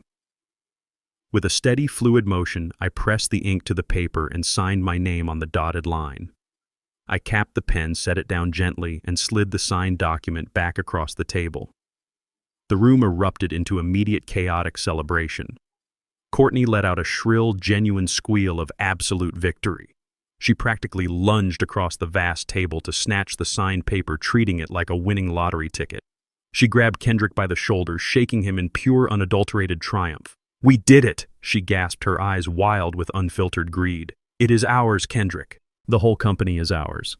The two slick corporate lawyers exchanged arrogant handshakes, already calculating their massive billing hours and bonuses for securing such a swift corporate takeover. Kendrick let out a long, heavy breath, sinking into the nearest leather chair, looking like a man who had just escaped a burning building. They were so consumed by their arrogant victory parade that they did not hear the heavy glass doors of the boardroom swing open again. They did not notice the tall, imposing figure stepping into the room until the sharp crack of Italian leather shoes echoed against the hardwood floor. Jonathan Pierce walked in, moving with the terrifying calm of an executioner arriving exactly on time. He held a pristine, crisp, blue financial dossier under his right arm. He did not say a word as he approached the head of the table. He stood right beside my chair, his perfectly tailored suit cutting a sharp contrast against the chaotic celebration of my enemies. Jonathan looked at Courtney, clutching the handover document. He then looked at the two arrogant lawyers who had suddenly gone completely rigid, realizing a true apex predator had just entered their waters. Jonathan offered a slow, lethal half-smile that sent an immediate chill through the room. He raised the blue financial dossier and tossed it onto the center of the mahogany table with a heavy, echoing thud. Congratulations on your new acquisition, Kendrick, Jonathan said, his voice smooth and deadly. But before you start decorating your new office, you might want to look at the updated asset registry you just assumed full legal liability for. Courtney's hand shot across the polished mahogany table, snatching the crisp blue financial dossier with the feral eagerness of a starving scavenger. She did not even wait for Kendrick, the actual shareholder, to look at it. She ripped the cover open, her eyes hungry for the final tally of the empire she believed she had just stolen. I sat perfectly still, watching the exact moment the illusion of her grand victory shattered into a million jagged pieces. It took less than 3 seconds. The triumphant, arrogant smirk that had been plastered across her face vanished, as if it had been slapped away by an invisible hand. The color completely drained from her cheeks, leaving her looking pale and sickly under the harsh fluorescent lights of the boardroom. Her eyes widened, scanning the very first line of the executive summary. She blinked rapidly, her breath catching in her throat as she frantically flipped to the second page and then the third. Her manicured fingers trembled so violently she nearly tore the heavy stock paper. Kendrick noticed the sudden terrifying shift in his wife. He leaned forward, his brow furrowing in confusion. "What is it, Courtney?" he asked, his voice losing all its previous manufactured authority. "What does it say? Tell me how much is in the primary operating accounts." Courtney did not answer him. She could not speak. Her mouth opened and closed, but no sound came out. She dropped the dossier onto the table as if it were burning hot. The two slick corporate lawyers, sensing an immediate disaster, leaned in and pulled the document toward themselves. They adjusted their expensive glasses and began to read. Within seconds, their smug professional composure dissolved into sheer, unadulterated panic. They looked at Jonathan Pierce and then back at the papers, realizing they had just tied their legal reputations and their massive billing hours to a sinking ship. Jonathan Pierce buttoned his suit jacket and paced slowly around the edge of the mahogany table, commanding the room with effortless authority. "Allow me to clarify the situation for you, Kendrick." Jonathan began, his voice ringing out with crystal clear articulation. You see, when your father first realized you were plotting a hostile takeover based on fabricated medical claims, he did not just hire a defense attorney. He hired a corporate restructuring specialist. I spent the last 4 weeks executing one of the most comprehensive and airtight asset migrations in the history of this state. Jonathan stopped pacing and stood directly behind Kendrick's chair, leaning down slightly. That document you just signed with such eager anticipation transferred the executive control of Hayes Enterprises. The problem for you, Kendrick, is that Hayes Enterprises is no longer the company you thought it was. As of exactly 30 days ago, Hayes Enterprises is nothing more than a hollowed-out legal shell. Kendrick turned around in his chair, his face a mask of utter bewilderment. "What do you mean a shell?" he stammered, his eyes darting frantically to his silent lawyers. "Where's the money? Where are the active construction contracts?" Jonathan smiled, a cold, terrifying expression. "Everything of value has been legally and permanently moved. Every single piece of heavy machinery in the Southside Yard, every operational bulldozer, every crane, every active municipal contract, and every cent of liquid capital was transferred to a newly established parent holding company called the Hayes Legacy Trust. Milton is the sole managing director of that trust, and your mother's minority shares in this old entity grant you absolutely zero access to the new one. You just waged a brutal legal war, spent a fortune on these 2 incompetent lawyers, and completely destroyed your relationship with your father, all to take over a bankrupt ghost ship." Courtney finally found her voice, screaming across the table, her composure entirely destroyed. "That is illegal," she shrieked, pointing a shaking finger at Jonathan. "That is corporate fraud. You cannot just move the assets to dodge a shareholder takeover. We will sue you. We will take this to federal court. We want the downtown property." "Ah, yes, the downtown property," Jonathan interrupted, raising a hand to silence her hysterical outburst. "The 5-acre commercial lot right in the center of the revitalization district. The real prize. The $10 million piece of dirt you owe Richard Sterling $500,000 for. Did you really think we did not know about your massive secret debt to a ruthless property developer, Courtney? Did you really think we did not know your entire marriage was just a desperate scheme to access that specific parcel of land?" Kendrick whipped his head around to stare at his wife, his mouth hanging open. "Richard Sterling?" Kendrick asked, his voice trembling with sudden, horrifying realization. "Courtney, what is he talking about? Who is Richard Sterling, and why do you owe him money?" Courtney ignored her husband, keeping her furious, tear-filled eyes locked on Jonathan. "Give us the downtown lot," she demanded, her voice breaking. "The downtown lot was the very first asset transferred to the new trust," Jonathan stated flatly. "It is untouchable. Your fraudulent medical injunctions and your minor shareholder bypass clauses apply exclusively to Hayes Enterprises. And since Milton authorized the structural migration 30 days before your medical affidavits were ever filed, the courts will recognize it as a standard proactive business maneuver. It is bulletproof. You have nothing, Courtney. You have absolutely no way to pay off your dangerous creditors." The 2 corporate lawyers hastily snapped their briefcases shut. They had heard enough. They realized they had been hired by a woman drowning in debt to steal an empty company. "We are terminating our representation effective immediately," the lead lawyer declared, standing up and backing away from the table. "We will be sending our final invoice to your home address, Kendrick." The 2 men practically sprinted out of the boardroom, leaving the door swinging wildly behind them. Kendrick sat frozen in his chair, staring blankly at the polished wood, his entire world collapsing around him in real time. Jonathan was not finished. He walked back to the center of the table and reached out, hooking a finger under the cover of the blue financial dossier. "You really should read things thoroughly before you sign them." Kendrick, Jonathan advised, his tone shifting from mockery to a deadly serious warning. "I said Hayes Enterprises was a hollow shell, but that is not entirely accurate. We did leave one single asset registered under the company name." Jonathan flipped the thick stack of papers directly to the final page and spun the binder around so it faced Kendrick perfectly. I watched my son lean forward, his hands shaking as he gripped the edge of the table. He stared at the bold black ink on the final ledger page. "Congratulations, Kendrick," Jonathan said, tapping the paper. "As the new Chief Executive Officer of Hayes Enterprises, you are now the sole legal owner of Lot Number 4. Courtney wiped a frantic tear from her cheek and leaned over to look at the document. "Lot Number 4, she repeated, her voice laced with desperate confusion. "What is that? Is it commercial? Can we sell it?" I finally broke my silence. I stood up from the head of the table, adjusting my suit jacket, looking down at the 2 miserable creatures who had tried to bury me. Lot number 4 is an abandoned, dilapidated industrial scrapyard on the extreme outer edge of the city limits. I explained, my voice devoid of any sympathy. I acquired it 25 years ago in a bankruptcy liquidation and never developed it because the soil is completely useless. It is a rotting chain-link fence surrounding a massive crater of rusted metal and broken concrete. That is your grand prize, Kendrick. That is your inheritance. I turned my back on them and began walking toward the boardroom doors. Jonathan gathered his briefcase, following close behind me. I had given them exactly what they asked for. I gave them the company. I gave them the title. I let them have the throne. But they had absolutely no idea that the crown I just placed on their heads was woven entirely out of thorns. I paused with my hand resting firmly on the heavy brass handle of the boardroom door. Behind me, the dead silence of the room was broken by the frantic, desperate rustling of paper. Kendrick was rapidly flipping through the blue financial ledger, searching for any hidden accounts, any forgotten offshore funds, or lingering assets. There was absolutely nothing. But Courtney, with her endless capacity for delusion, flatly refused to accept total defeat.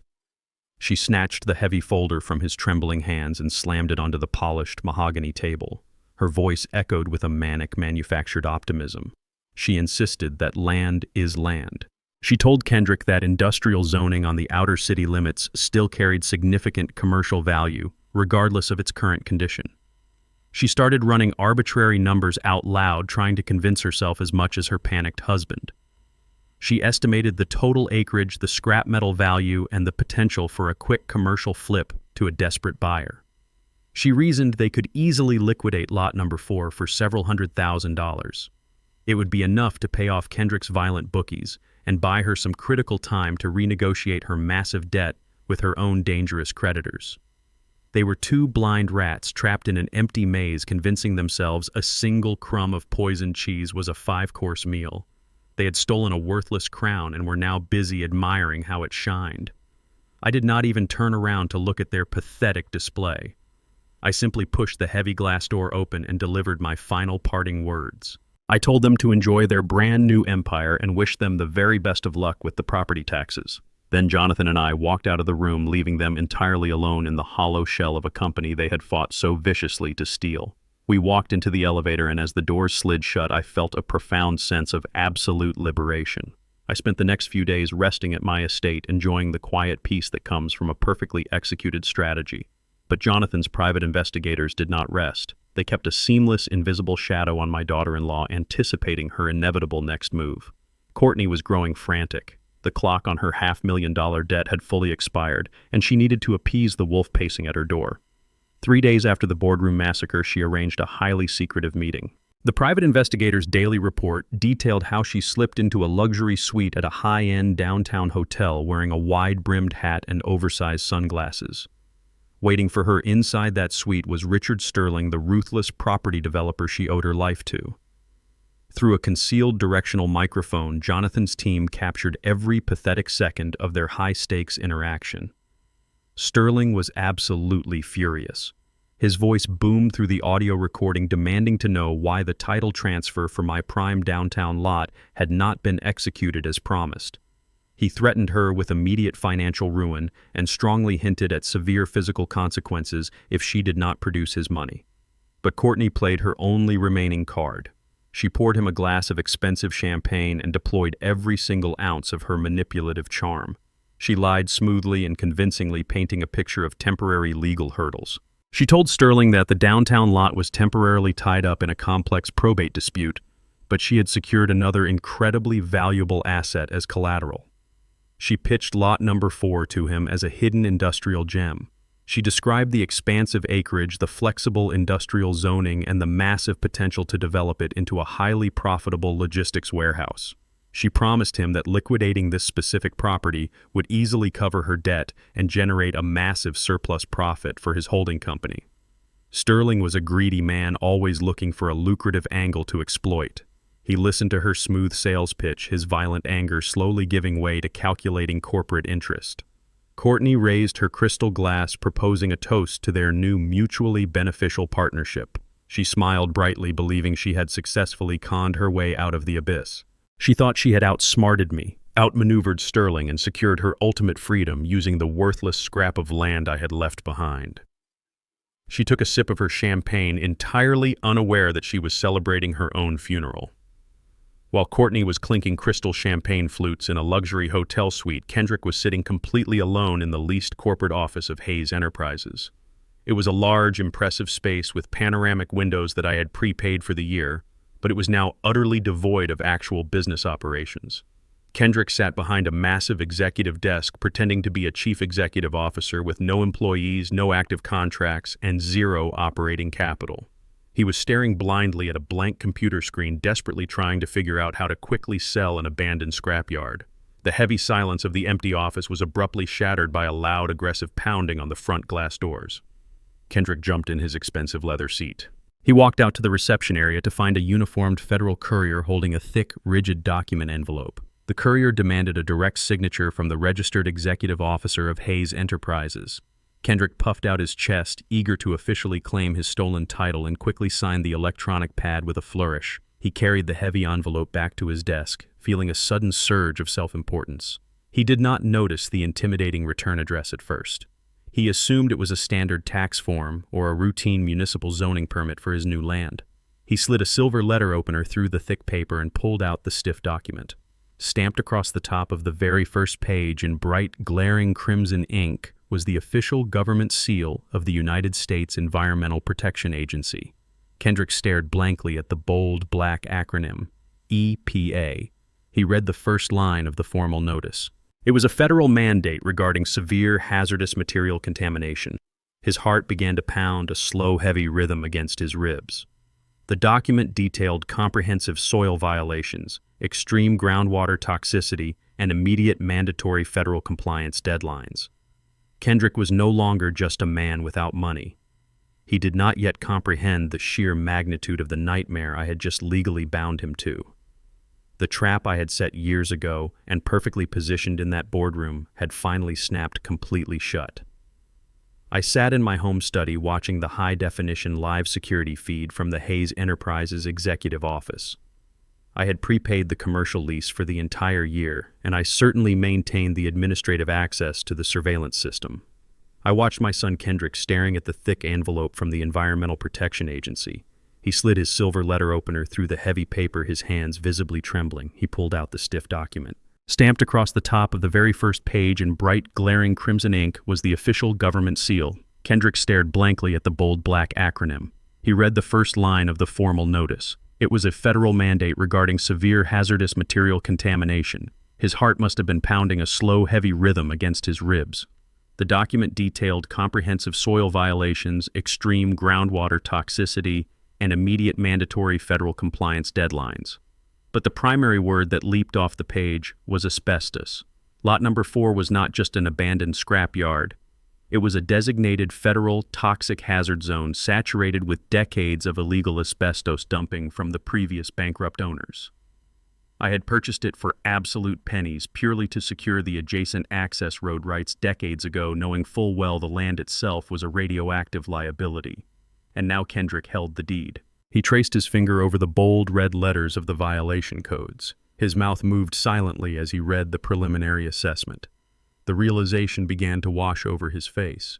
He was not holding a deed to a commercial gold mine. He was holding a financial death warrant. The United States Environmental Protection Agency does not care about your family drama or your hostile corporate takeovers. They operate under a federal law known as the Comprehensive Environmental Response Compensation and Liability Act. It is a very strict and unforgiving liability law. That means the current legal owner of a contaminated property is held entirely and exclusively responsible for the complete cost of the environmental cleanup, regardless of who originally dumped the toxic waste. Kendrick had just legally bound himself to the property by signing those executive handover documents and assuming total ownership of the company. The federal notice laid out the grim reality with absolute bureaucratic coldness. The mandatory industrial cleanup, the safe removal of the asbestos, and the deep chemical soil remediation had an estimated baseline cost of $5 million. $5 million due immediately to federal contractors. The document explicitly stated that failure to comply within the strict 30-day federal deadline would result in catastrophic legal action. Because Hayes Enterprises was now a hollow legal shell with zero operating capital and zero assets to liquidate the federal government would pierce the corporate veil. They would hold the chief executive officer personally liable for the massive debt. The notice outlined the immediate consequences of non-compliance. The government would freeze every single personal bank account tied to his name. They would place federal tax liens on any vehicle's properties or future earnings he ever acquired. They would garnish his wages for the rest of his natural life until the $5 million debt was paid in full. I watched through the security feed as Kendrick dropped the paper onto the sleek mahogany desk. He grabbed his hair, pulling at the roots, his face contorted in pure, unadulterated panic. He stood up violently, knocking his expensive leather executive chair backward onto the hardwood floor. He paced the length of the empty office, his breathing visibly shallow and erratic. He was completely trapped in a nightmare of his own making. He had no money to pay his violent sports bookies. He had no money to pay Courtney's ruthless real estate developer. And now he owed the federal government $5 million that he could never ever run away from. You cannot declare bankruptcy on a federal environmental cleanup mandate. It attaches to your social security number like a parasite and drains your resources until you are in the grave. Kendrick lunged toward his computer, furiously typing on the keyboard, trying to find some legal loophole, some online legal advice that would tell him this was a simple administrative mistake. But the internet only confirmed his absolute doom. He finally realized that Courtney's greed had blinded them both. She had urged him to sign the papers without conducting a single day of due diligence. She had been so desperate to steal my wealth that she pushed him blindly into a federal trap. Every luxury he had ever enjoyed was funded by my hard work, and now his treacherous ambition had handed him a lifetime of federal servitude. He picked up his cell phone, his hands shaking so violently he dropped the device onto the carpet. He scrambled to his knees, picking it up and swiping at the screen with desperate, uncoordinated fingers. He put the phone to his ear, pacing frantically back and forth across the room. He was a drowning man looking for a lifeline in an ocean of toxic waste. He had betrayed his own father to become a king, but he was now the undisputed ruler of a radioactive wasteland. The sheer weight of the $5 million federal debt was crushing him in real time. He wiped sweat from his forehead, loosening his expensive silk tie as if it were a noose tightening around his neck. The brilliant corporate takeover he and Courtney had celebrated so loudly just days ago had instantly mutated into a permanent, inescapable financial prison. He was ruined. My personal cell phone began to vibrate on the mahogany desk in my home study. The caller identification displayed Kendrick's name. I did not answer immediately. I walked over to the silver tray resting on the side table and poured myself a fresh cup of hot chamomile tea. I brought the delicate porcelain cup to my lips, taking a slow, comforting sip. The floral warmth was soothing, completely untainted by the heavy sedatives his wife had tried to feed me just weeks prior. The phone continued to buzz loudly against the wood, echoing the sheer desperation of the man on the other end of the line. I pressed the answer button and held the device to my ear. I did not say hello. Dad Kendrick sobbed, his voice completely broken and hysterical. "Dad, please, you have to help me. There is a letter here from the EPA. They want $5 million for an asbestos cleanup on lot number 4. They are going to freeze everything. They are going to ruin my life. You have to take the company back. Please call your lawyers and reverse the paperwork.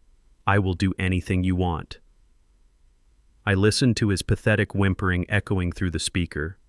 I took another slow, deliberate sip of my chamomile tea, letting the silence stretch out and amplify his terror. "The ink is dry, Kendrick," I said, my voice dropping to a freezing clinical register. "The company belongs entirely to you. That was your signature on the executive handover. Congratulations on becoming the boss." I lowered the phone and pressed the red button, disconnecting the call. I turned back to the security monitor, watching my son collapse onto his knees in the middle of his empty office, sobbing uncontrollably into his hands. After disconnecting the call, I kept the security feed running just long enough to watch my son completely unravel. But Kendrick did not stay on the floor of his empty office forever. Panic is a powerful motivator. He eventually scrambled to his feet, bolted out the glass doors, and rushed back to his suburban home to deliver the apocalyptic news to his beloved wife. Thanks to the comprehensive surveillance network Jonathan Pierce had legally established regarding Courtney's ongoing criminal conspiracy, I did not have to guess what happened next. The private investigator had tapped Courtney's phone and placed a discreet listening device in their living room to monitor her communications with Richard Sterling. I sat in my study listening to the raw audio feed of their marriage disintegrating in real time. When Kendrick burst through his front door waving the Environmental Protection Agency mandate and screaming about a $5 million federal asbestos debt, Courtney did not offer him a warm embrace. The sweet, supportive mask she had worn for years melted away in a matter of seconds. Faced with the crushing reality of federal financial ruin, her parasitic survival instincts kicked into high gear. She immediately understood that the United States government would aggressively seize marital assets to satisfy an environmental penalty. If she stayed legally tethered to Kendrick, she would spend the rest of her life paying for toxic dirt. The audio feed captured the sound of her frantically dialing a discount legal clinic. She practically screamed into the receiver, demanding an expedited emergency divorce petition. She needed to legally sever herself from Kendrick and Hayes Enterprises before the federal government officially filed the financial liens. She was abandoning ship and leaving her husband chained to the steering wheel. The storm that had been brewing over the city all afternoon finally broke, unleashing a torrential downpour, accompanied by violent cracks of thunder. Inside the house, a much more destructive storm was tearing through the living room. Kendrick had stumbled into the kitchen to find the freshly printed divorce petition sitting squarely on the marble island. The audio feed picked up the sound of paper crinkling, followed by Kendrick's voice breaking into a high-pitched, hysterical shriek. He demanded to know what the document meant. He begged her to explain why she was talking to a divorce attorney when they needed to be fighting the federal government together. Courtney did not even attempt to soften the blow. Her voice echoed through the listening device, dripping with pure, unadulterated contempt. "I am leaving you, Kendrick." She snapped the sound of a zipper closing on a heavy designer suitcase, punctuating her sentence. "I am not going down with this sinking ship. You signed those executive handover papers. You assumed the legal liability. I have absolutely nothing to do with that toxic wasteland." "But we are a team," Kendrick sobbed, his voice echoing with pathetic desperation. "You promised me we were going to build an empire. You told me to push my father out. You said you loved me."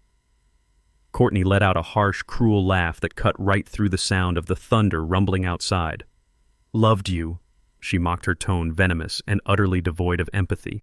"You really are the most gullible man I have ever met. I never loved you, Kendrick.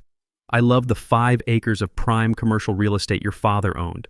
I loved the $10 million payout that was going to solve all my problems. You were just the incredibly stupid, incredibly useful key I needed to unlock the vault." The brutal honesty of her confession struck Kendrick like a physical blow. "You used me," he whispered, his voice trembling with the crushing weight of realization. "Of course I used you." Courtney spat back, her heels clicking sharply against the hardwood floor as she dragged her suitcase toward the front door. "You are weak, Kendrick. You have always been weak. You spent your entire life living off your father's hard work, whining about how unfair he was while spending his money. You could not even execute a simple corporate takeover without getting outsmarted by a 69-year-old construction worker. You handed me a radioactive scrapyard instead of a gold mine. You let him play you for an absolute fool, and now you are a liability. You are completely useless to me now." Kendrick tried to block her path, begging her to stay, pleading with her to help him figure out a legal strategy. He promised he would talk to me again. He swore he could fix it. But Courtney was already done with him. She told him he was a dead man walking a financial corpse carrying a $5 million federal anchor. She instructed him to move out of her way before she called the police and claimed he was physically assaulting her, a threat she had already proven she was perfectly willing to fabricate. The heavy front door slammed open, letting the roar of the rain and wind into the house. A car horn honked from the street. Richard Sterling, her ruthless property developer and secret lover, had sent a private car to collect his investment. Courtney did not look back. She marched out into the torrential downpour, dragging her expensive luggage behind her. The heavy door slammed shut, leaving Kendrick completely alone in the dark, silent house. His wife had used him, ruined him, and discarded him like a piece of trash the very second his bank accounts ran dry. He had thrown away his family for a woman who viewed him as nothing more than a failed business transaction. The audio feed went dead quiet, save for the muffled sound of Kendrick's ragged breathing and the relentless pounding of the rain against the roof. He had absolutely nothing left. His credit cards were canceled. I had legally removed his luxury vehicle from my corporate insurance policy earlier that week, prompting the dealership to remotely disable the ignition. He was completely trapped. His wife had abandoned him for another man. and the federal government was preparing to seize whatever pennies he could scrape together for the rest of his natural life. Desperation is a terrible, violent thing. It strips a man of his pride and forces him to his knees. 2 hours later, the motion sensors on my estate's perimeter security system chimed softly in my study. I switched my computer monitor to the exterior camera feeds. The storm was raging, a heavy sheet of freezing rain battering the property. Trudging up the long, winding road leading to my imposing wrought iron gates was my son. He had walked over 5 miles in the torrential downpour, his clothes completely soaked through and clinging to his shivering frame. His expensive leather shoes were ruined, coated in thick, heavy mud. He looked like a drowned rat, stripped of all his arrogant entitlement. He reached the tall iron gates, gripping the cold, wet metal bars with both hands. His legs gave out and he collapsed onto his knees in the mud, the heavy rain washing over him.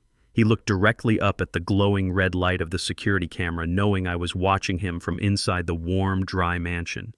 "Dad," he screamed, his voice cracking and barely audible over the roaring thunder. "Dad, please open the gate. I am so sorry. She left me. I lost everything. Please, save me."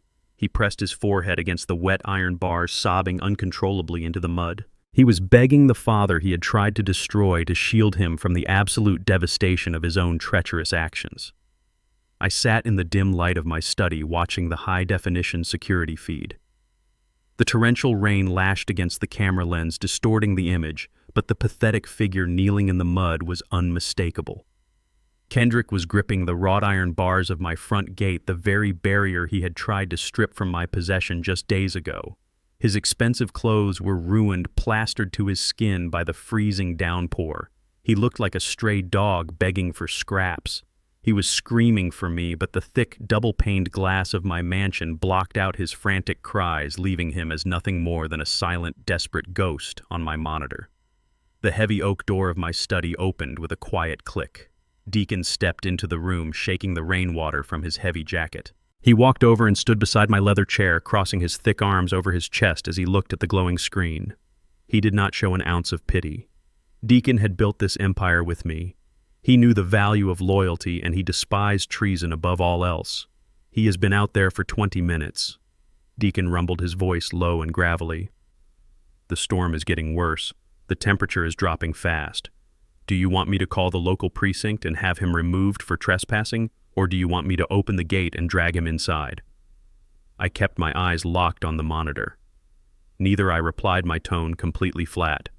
"I am going to go out there myself. Hand me my umbrella." I stood up from the desk, smoothing the wrinkles from my trousers. It was time to deliver the final lesson.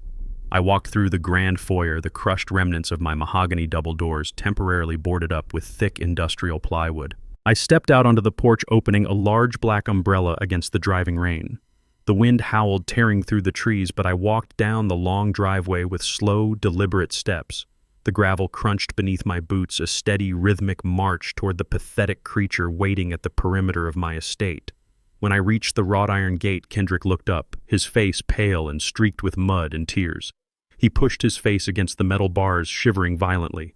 "Dad," he gasped, his teeth chattering. "Please let me in. I am freezing." Courtney took everything. She completely manipulated me. You have to believe me. I never wanted any of this.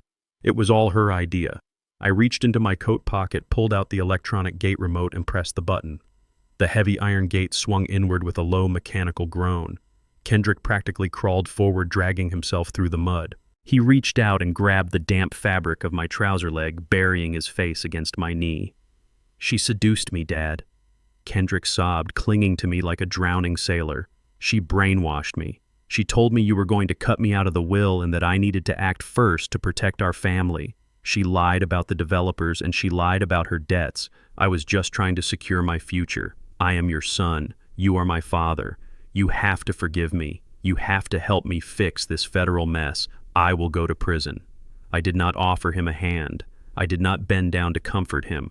I simply lifted my right boot and forcefully kicked his hands away from my leg. He fell backward, landing hard in the freezing mud, looking up at me with absolute shock. "Get your hands off me," I said, my voice slicing through the roar of the storm like a steel blade. "Do not ever touch me again. You stand there and you blame a woman for the treachery in your own heart. Courtney did not force you to sign those papers, Kendrick. She did not force you to lie to my face. She did not force you to orchestrate my mental destruction. You did that because you are a weak, greedy coward who wanted the prize without putting in the work.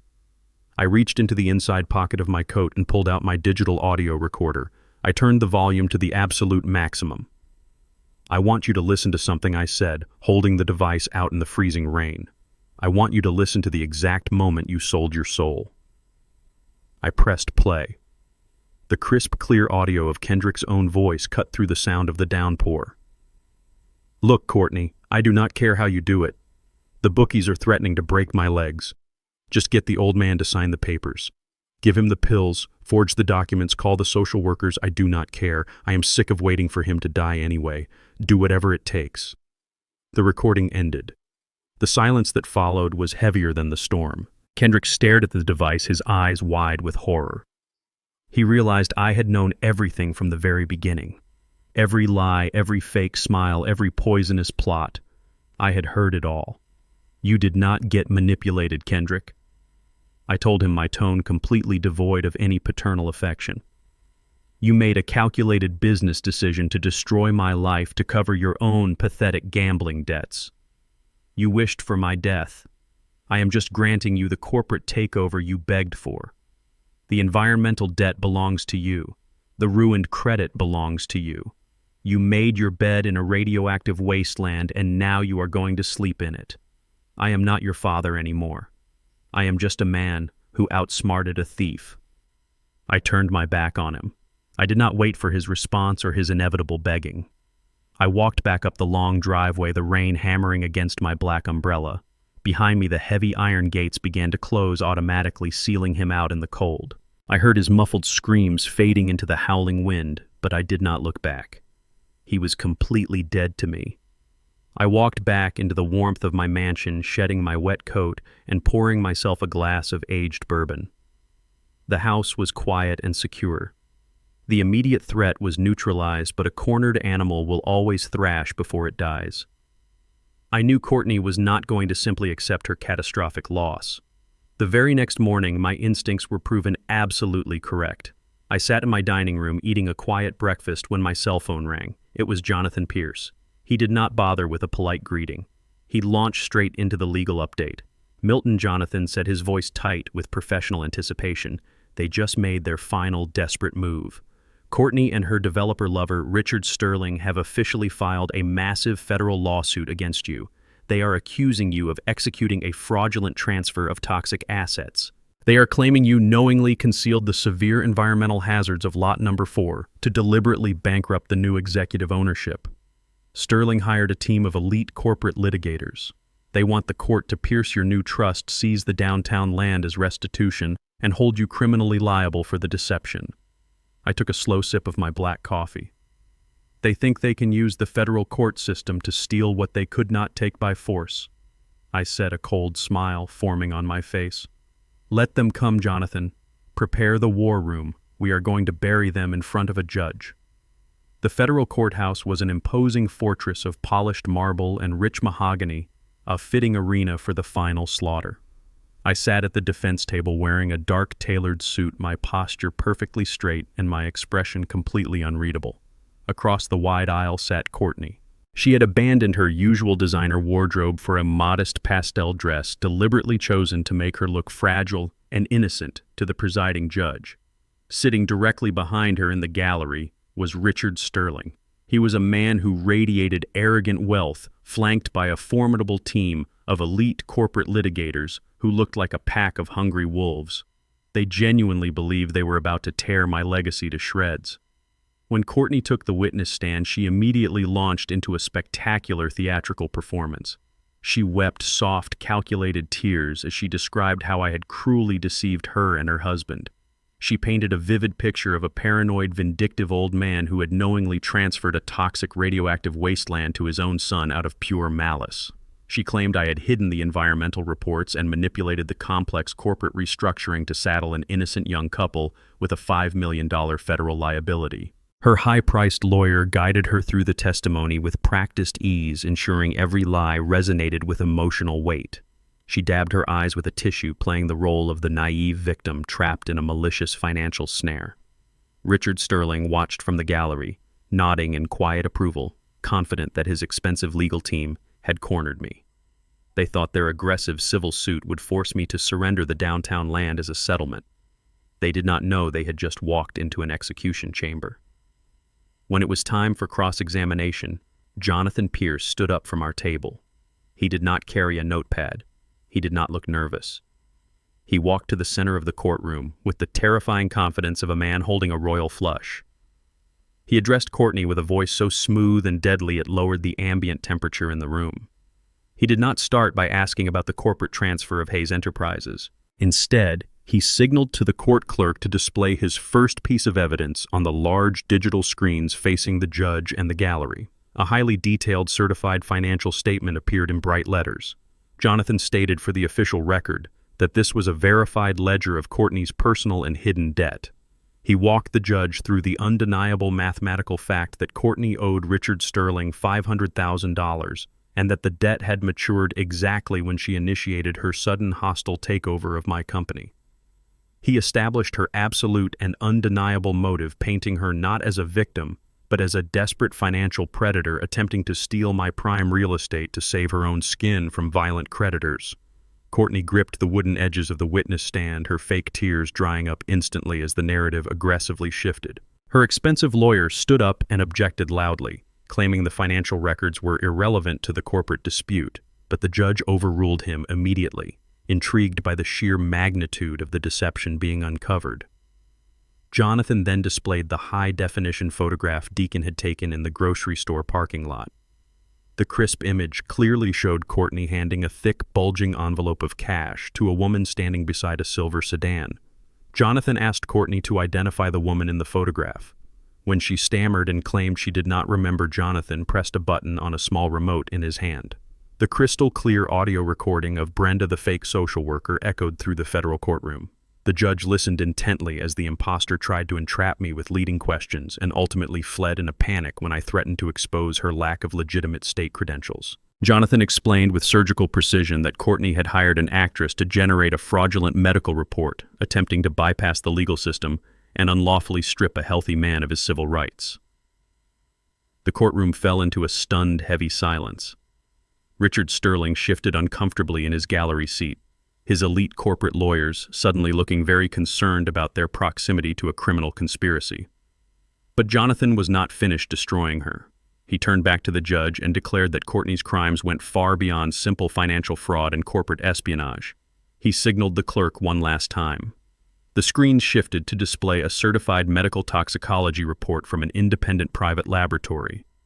Jonathan walked directly up to the witness stand, staring Courtney right in her terrified, widening eyes. He detailed the exact events of that morning in Kendrick's living room. He explained how Courtney had offered me a seemingly innocent cup of chamomile tea to calm my nerves before asking me to sign away my legal autonomy. He pointed to the highlighted section of the toxicology report, reading aloud the massive lethal concentration of benzodiazepine found in the tea sample I had cleverly spat into my handkerchief. He stated unequivocally that this was not a civil business dispute over a patch of contaminated dirt. It was a calculated, premeditated attempt to poison, incapacitate, and unlawfully imprison an American citizen for financial gain. Courtney opened her mouth to speak, but her voice completely failed her. She looked frantically toward her lead lawyer, but the man was entirely speechless, staring at the chemical lab report in absolute shock, realizing his client had lied to him. The illusion of the innocent daughter-in-law was completely obliterated, replaced by the undeniable reality of a ruthless criminal who had just been caught red-handed in federal court. The presiding federal judge, a man known for his strict adherence to the law and utter intolerance for perjury, leaned forward over his heavy wooden bench. His face was rigid, flushed with profound anger. He had listened to Courtney's tearful testimony, and he realized he had been treated like an absolute fool in his own courtroom. He slammed his wooden gavel down with a sharp, violent crack that made everyone in the room jump. He did not mince words.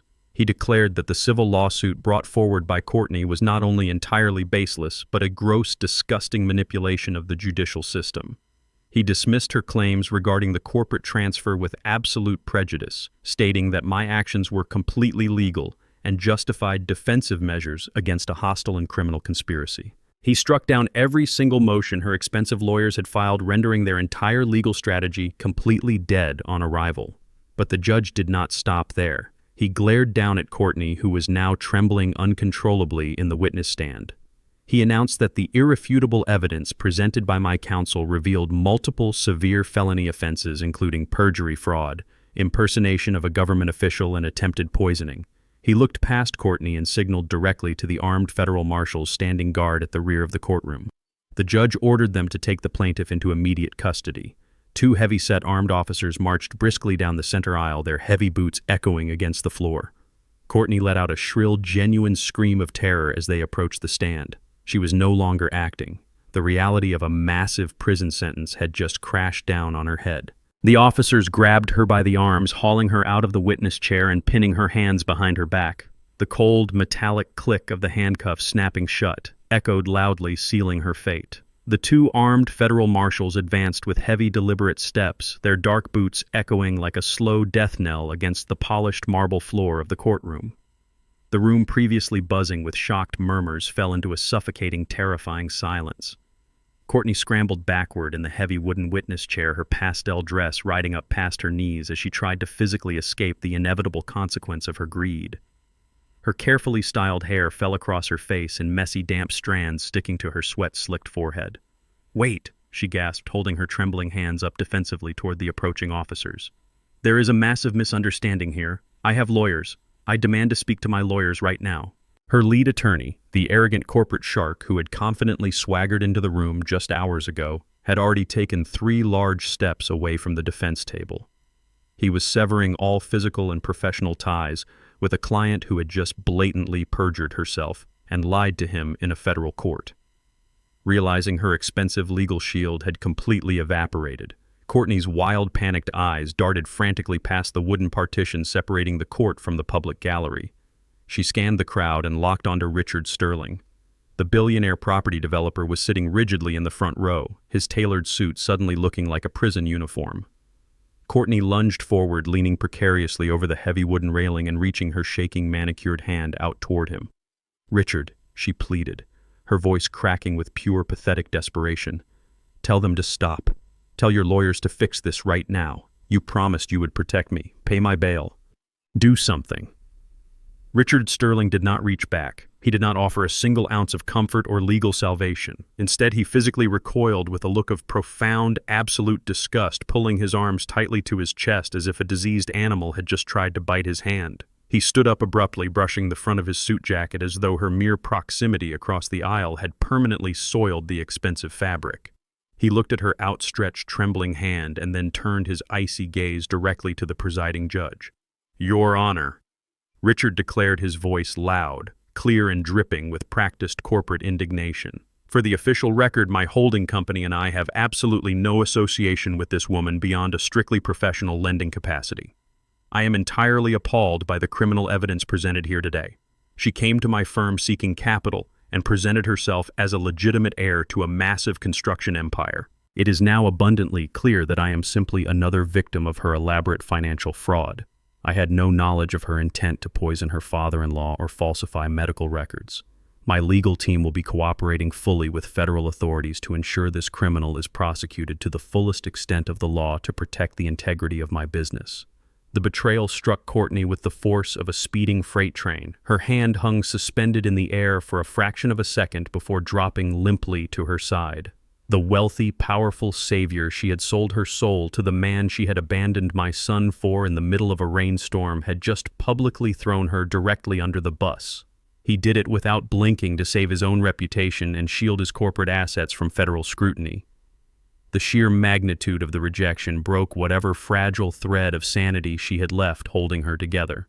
The sweet, modern suburban wife persona completely disintegrated, leaving behind the raw, ugly truth of what she really was, an entitled street-level grifter who got caught. "You lying coward!"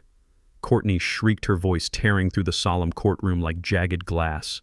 "You knew exactly what I was doing to get that downtown land. You told me to squeeze the old man. You told me to do whatever it took to secure the deed.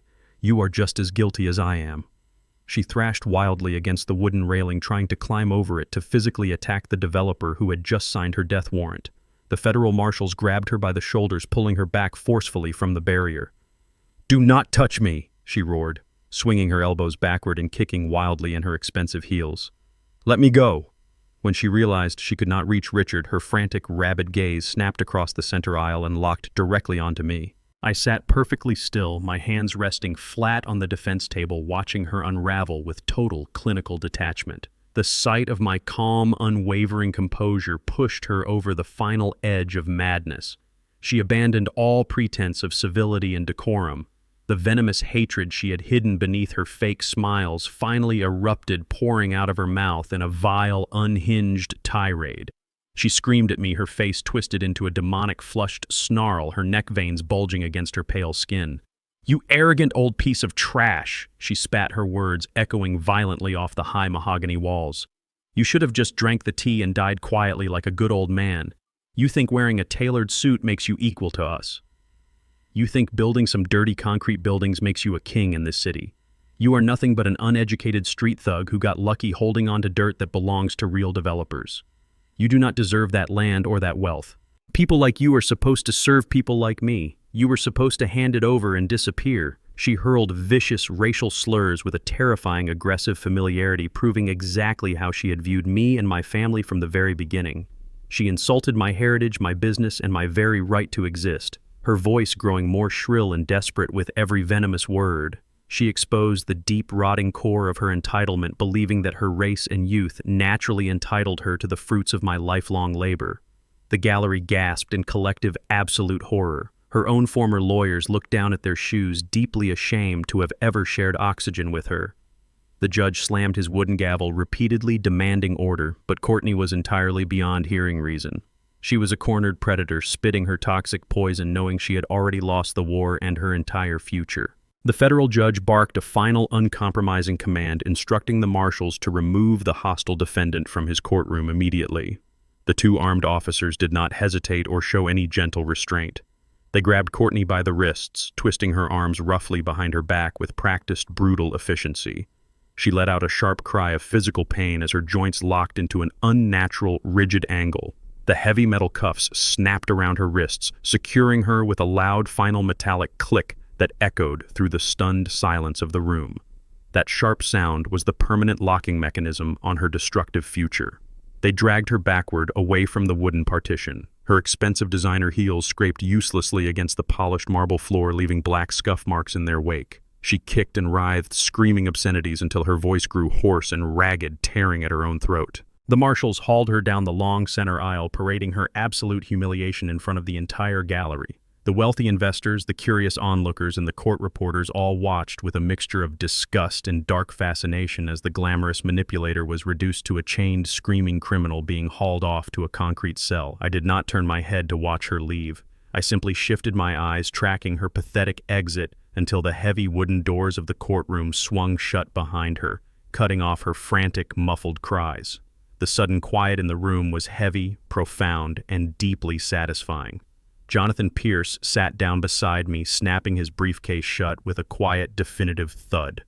I adjusted my tie and looked straight ahead at the empty witness stand. My expression remained a mask of solid, unbreakable ice. I felt no pity, no anger, and no regret. I had simply cleaned up a spill on my property and the garbage had finally been taken out.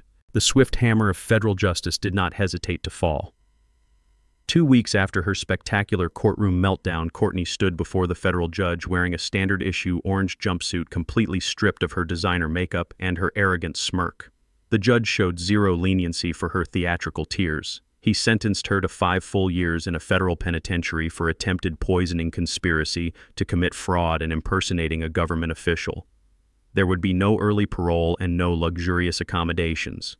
She would spend half a decade sitting in a cold concrete box, forced to realize that her insatiable greed had cost her the very freedom she tried to steal from me. Kendrick, on the other hand, managed to narrowly avoid a criminal prison sentence. Jonathan Pierce expertly demonstrated to the prosecutors that my son was an absolute idiot rather than a criminal mastermind, proving he had no prior knowledge of the poison tea or the fake social worker. But dodging a prison cell did not mean he escaped his punishment.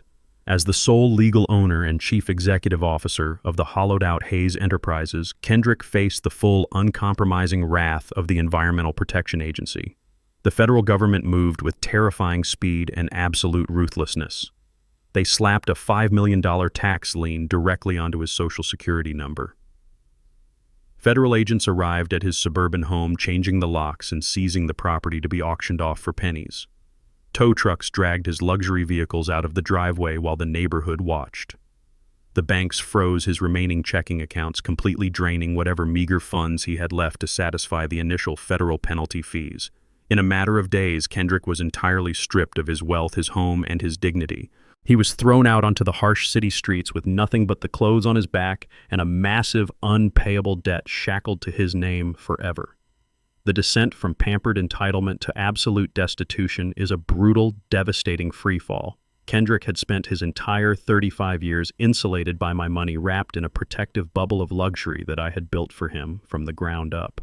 He had never known what it meant to miss a single meal, to feel the biting cold wind seep through a thin jacket, or to wonder where he would safely close his eyes at night.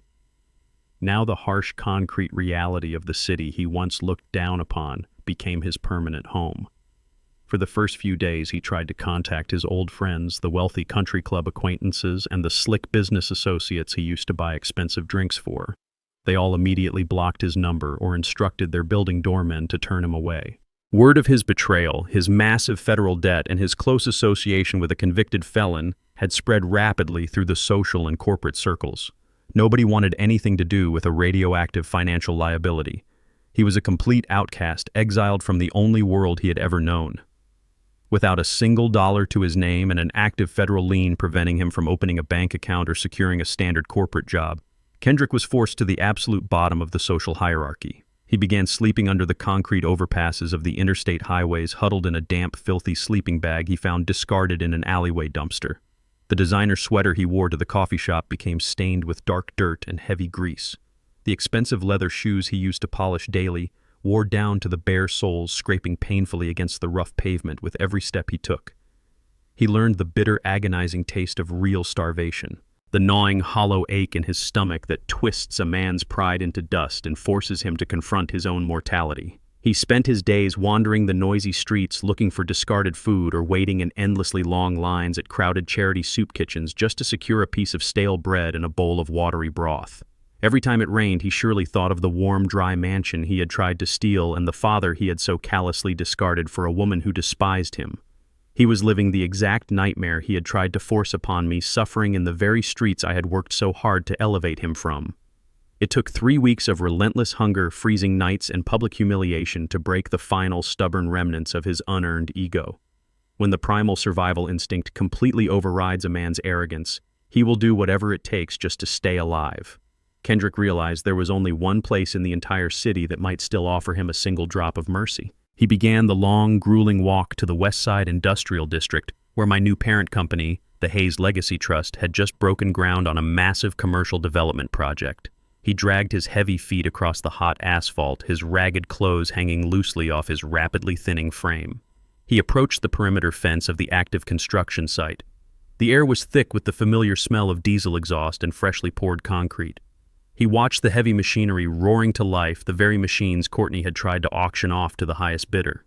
He saw the hard-working men in their bright yellow hard hats and high-visibility vests moving with coordinated purpose.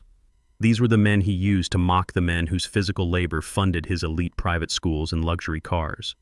He stood at the edge of the chain-link gate, a broken, shattered ghost of a man watching the empire he threw away operate perfectly without him.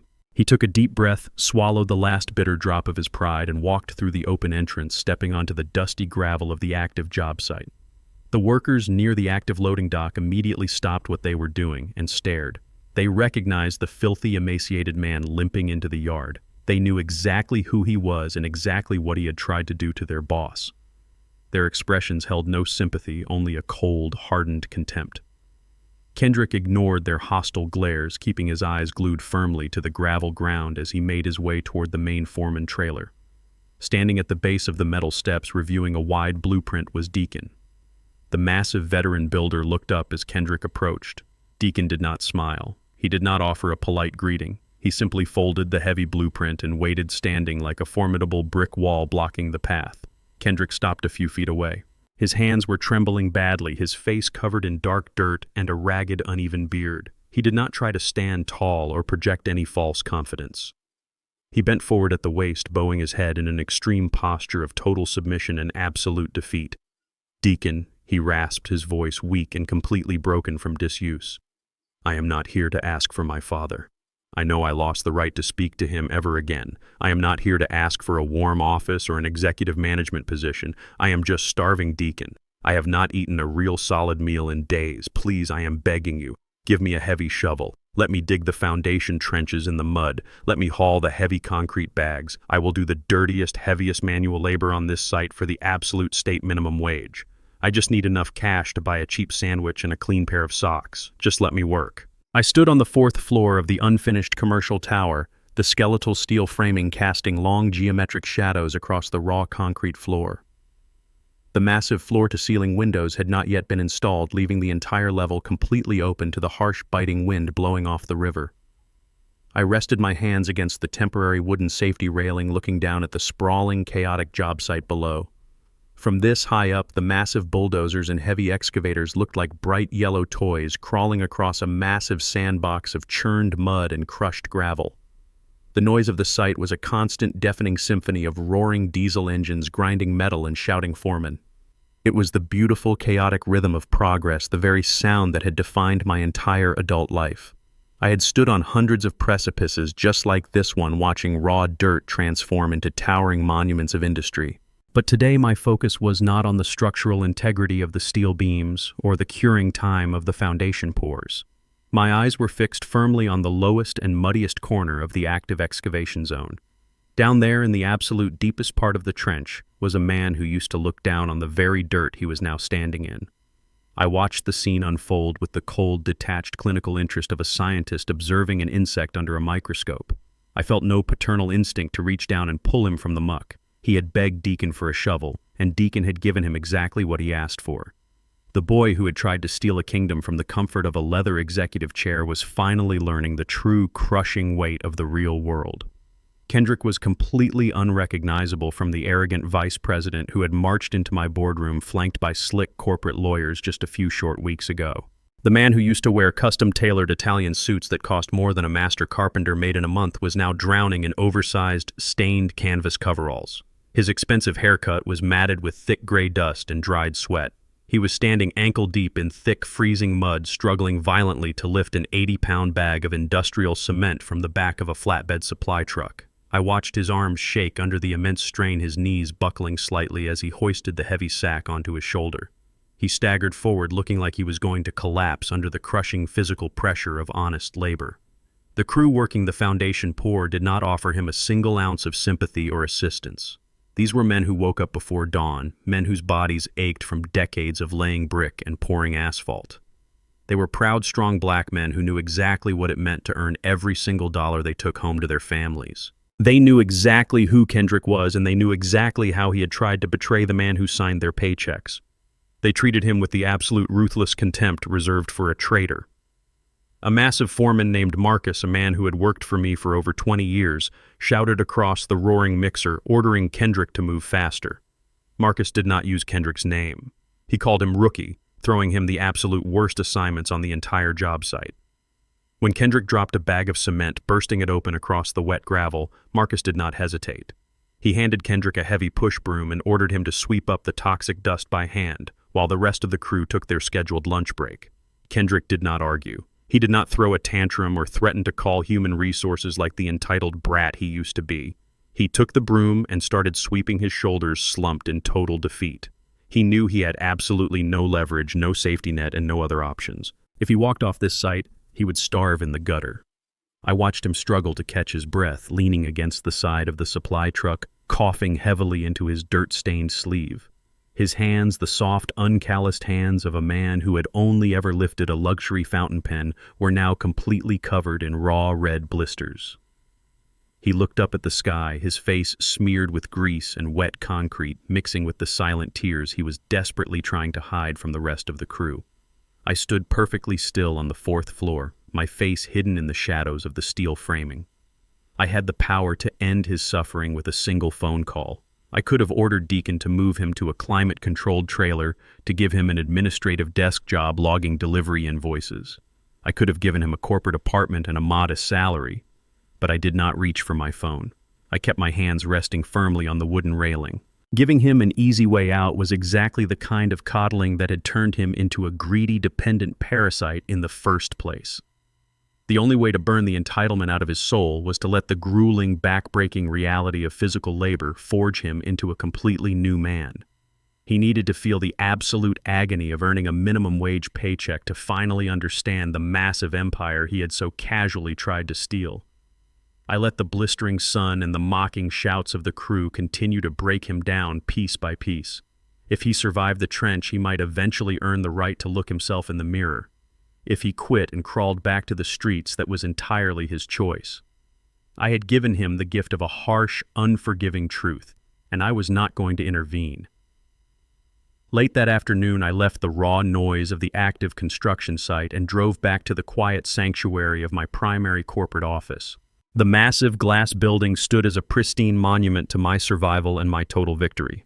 I walked through the sleek, modern lobby, greeting my loyal staff with polite nods before stepping into the private elevator that led to my top-floor executive suite. My desk was perfectly organized, exactly how I liked it, with a stack of sorted Daily Mail resting neatly on the polished mahogany surface. I took off my heavy sight coat, poured myself a glass of cold water, and sat down in my leather chair. I began slicing through the routine business correspondence, reviewing vendor contracts and municipal zoning approvals. But near the very bottom of the pile, I found an envelope that immediately made my jaw clench. It was not printed on heavy corporate stock or stamped with a sleek company logo. It was a cheap, thin, beige envelope made of coarse recycled paper.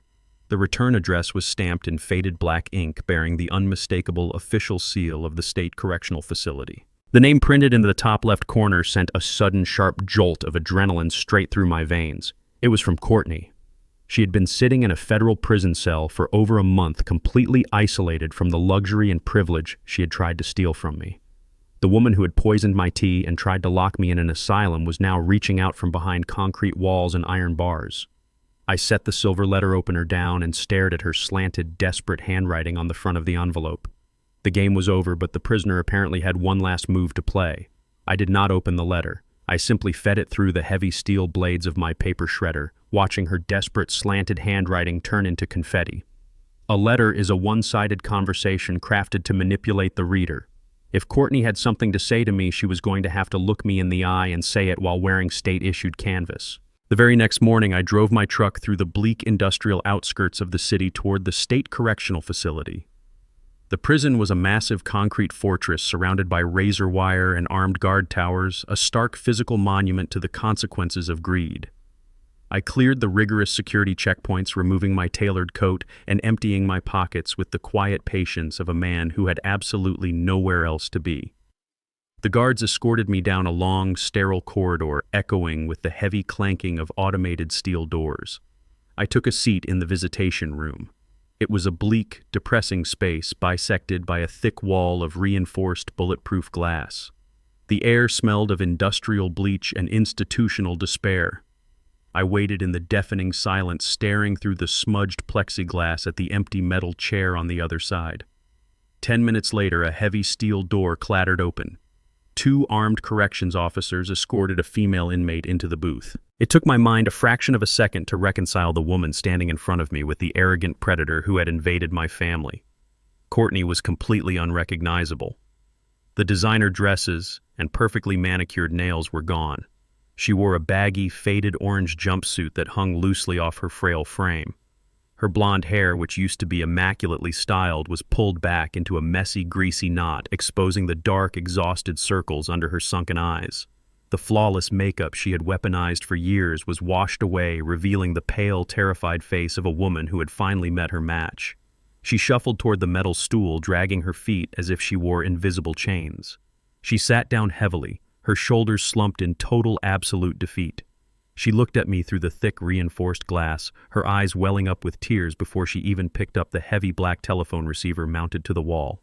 I slowly reached forward, lifting the receiver on my side and bringing it to my ear. I did not say a single word. I simply breathed into the mouthpiece, waiting for her to speak. "Milton," she gasped, her voice cracking and echoing with a hollow metallic tin over the prison phone line. "Thank you for coming. I did not think you would actually show up. I thought you would just throw the letter away." I remained completely silent. My face was a mask of carved granite, offering her absolutely zero comfort or validation. The total absence of my response forced her to fill the void with her own mounting panic. "I am so sorry, Milton," she sobbed, her voice trembling violently as fresh tears streamed down her pale cheeks. "I am so unbelievably sorry for everything I did. I was out of my mind. I was terrified of Richard Sterling and the massive debt I owed him. I was cornered, and I made the worst, most horrific decisions a human being could possibly make. I know I deserve to be in here. I know I deserve this punishment. The judge gave me 5 years, and I will serve every single day of it in this concrete box. I am not asking you to forgive me. I know you never will." She pressed her forehead against the thick, bulletproof glass, weeping openly and pathetically. The sheer arrogance, the vicious entitlement that had defined her entire existence had been completely stripped away by the brutal reality of the federal prison system. She was no longer the apex predator. She was just another desperate inmate begging for a lifeline.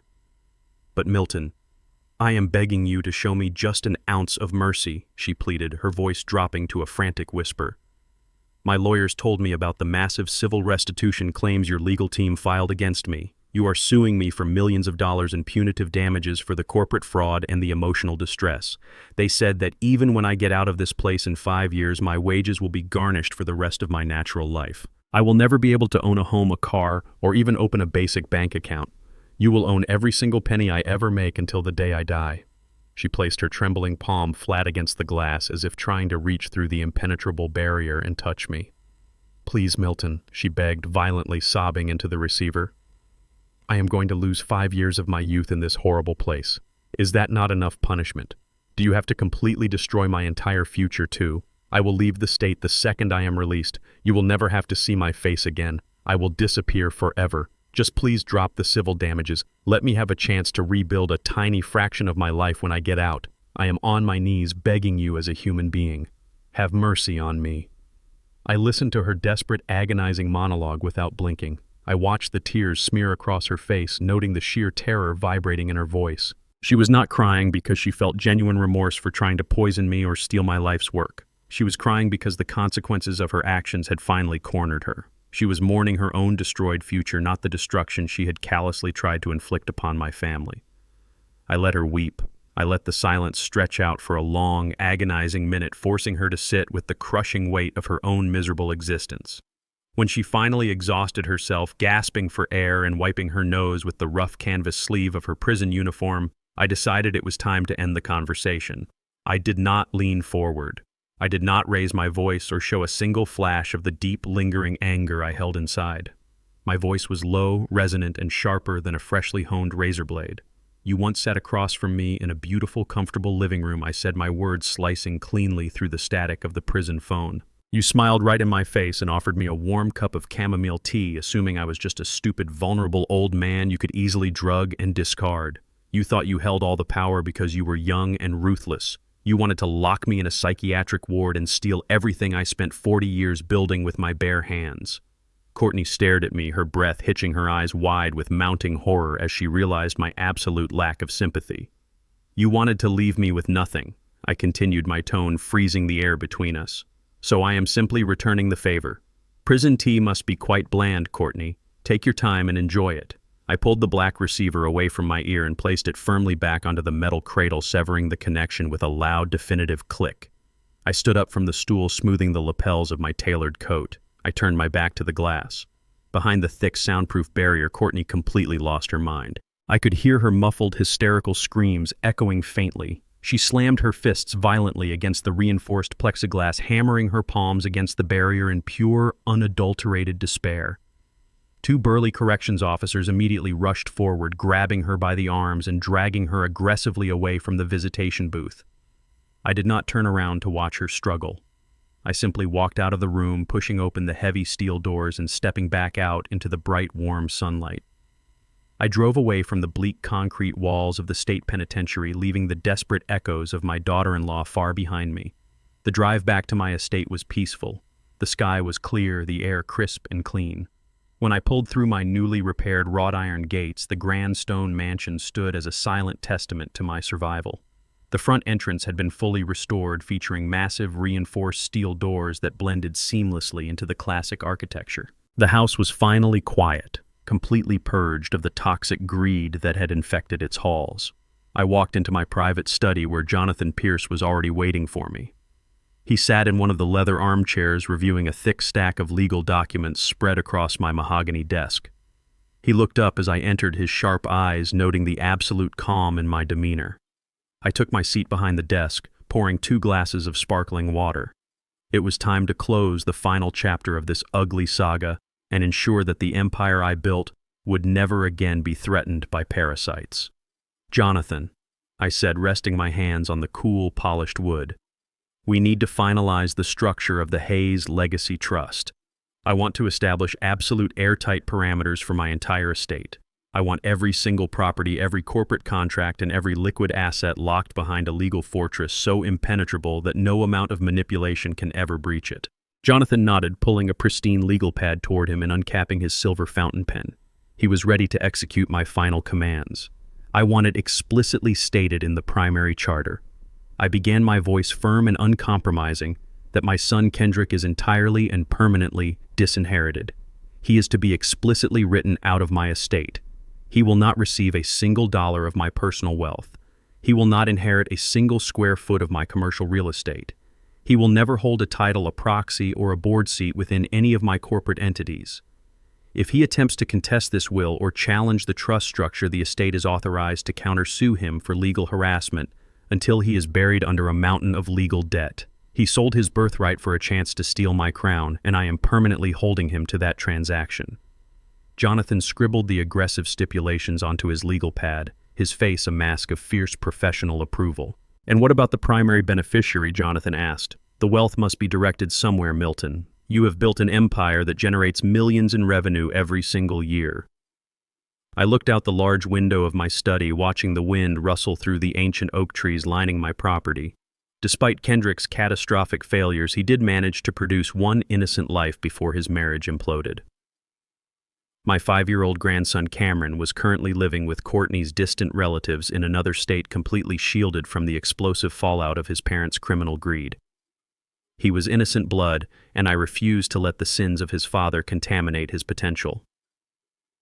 I had built this construction empire as a proud African-American man, starting from the absolute bottom, facing relentless systemic barriers.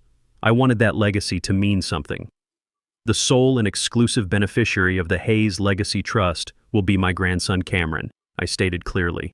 But he will not receive a free ride. I refuse to cultivate another generation of entitled, weak-minded opportunists. I will not hand a massive fortune to a boy who does not understand the value of a dollar earned through honest sweat. We must create a legal barrier preventing his parents from accessing the funds as his legal guardians. I leaned forward, tapping my index finger against the mahogany desk to emphasize my absolute terms. The trust will remain entirely closed and managed by a strict board of impartial corporate fiduciaries. Cameron will not see a single penny of that money until the exact day of his 25th birthday. And even then, the disbursement of funds will be contingent upon extreme, uncompromising conditions. Jonathan stopped writing and looked up, his interest fully piqued. "What kind of conditions, Milton?"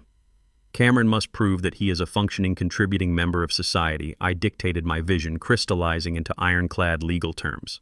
"He must hold a legitimate full-time job for a minimum of 3 consecutive years prior to his 25th birthday. He must submit to rigorous financial audits to prove he is not carrying any gambling debts, holding any illicit loans, or engaging in any form of corporate fraud. If he shows even a fraction of the deceit his mother displayed or the weakness his father harbored, the trust will remain permanently locked. If he fails to meet these exact moral and financial benchmarks by his 30th birthday, the entire fortune will be automatically liquidated and donated directly to charitable foundations supporting working-class families and urban development." Jonathan smiled, a genuine, sharp expression of profound respect. "It is a masterpiece, Milton. It protects the boy from his own potential worst instincts and completely barricades the wealth against his parents. Kendrick will never be able to touch a dime through his son, and Courtney will be rotting in a federal cell long before Cameron ever sees a single bank statement. I will draft the final charter this afternoon and have it registered with the federal courts by tomorrow morning. It will be completely unbreakable.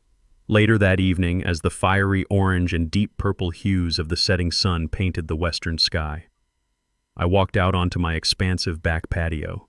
The air was cool and refreshing, carrying the scent of blooming jasmine from my immaculate gardens. Sitting in one of the heavy wooden rocking chairs, his massive work boots propped up on the stone railing, was Deacon. He did not say a word as I walked over and took the seat right next to him. We had spent our entire lives building monuments out of steel and concrete, but today we were simply two old veterans enjoying the quiet aftermath of a brutal war. I reached down to the small wooden table between us, where my housekeeper had left a steaming porcelain teapot and two heavy ceramic mugs. I poured the hot golden liquid, handing one of the mugs to the man who had stood by my side through the darkest betrayal of my life. Deacon took the mug, breathing in the rich, soothing aroma of pure, untainted chamomile tea. We tapped our heavy mugs together, the ceramic clinking with a solid, resonant sound. There were no hidden sedatives in this cup. There was no treacherous daughter-in-law smiling a fake smile, and no cowardly son waiting for me to lose my mind. Greed had tried to infiltrate my home and strip me of my dignity, but it had been utterly crushed under the weight of the truth. I took a slow, deep sip of the hot tea, letting the warmth spread through my chest. I watched the sun dip below the tree line, washing the world in a peaceful, darkening shadow. I had lost a son, but I had retained my soul. I was sitting on my own land, completely untouchable, entirely unapologetic, and perfectly content to enjoy every single second of my cold-blooded freedom. The ultimate lesson from this ordeal is that true wealth is not just about the money or the properties you accumulate over a lifetime. It is about the wisdom to protect what you have built and the strength to recognize when the people closest to you have become toxic. Family is supposed to be a bond of love and mutual respect, not a license for absolute exploitation. Sometimes the most profound act of self-preservation requires making the agonizing choice to cut ties with your own flesh and blood. Real power lies in knowing your worth and refusing to let anyone steal your legacy. If this story resonated with you, please hit the like button, subscribe to the channel, and let me know in the comments how you would have handled this ultimate betrayal.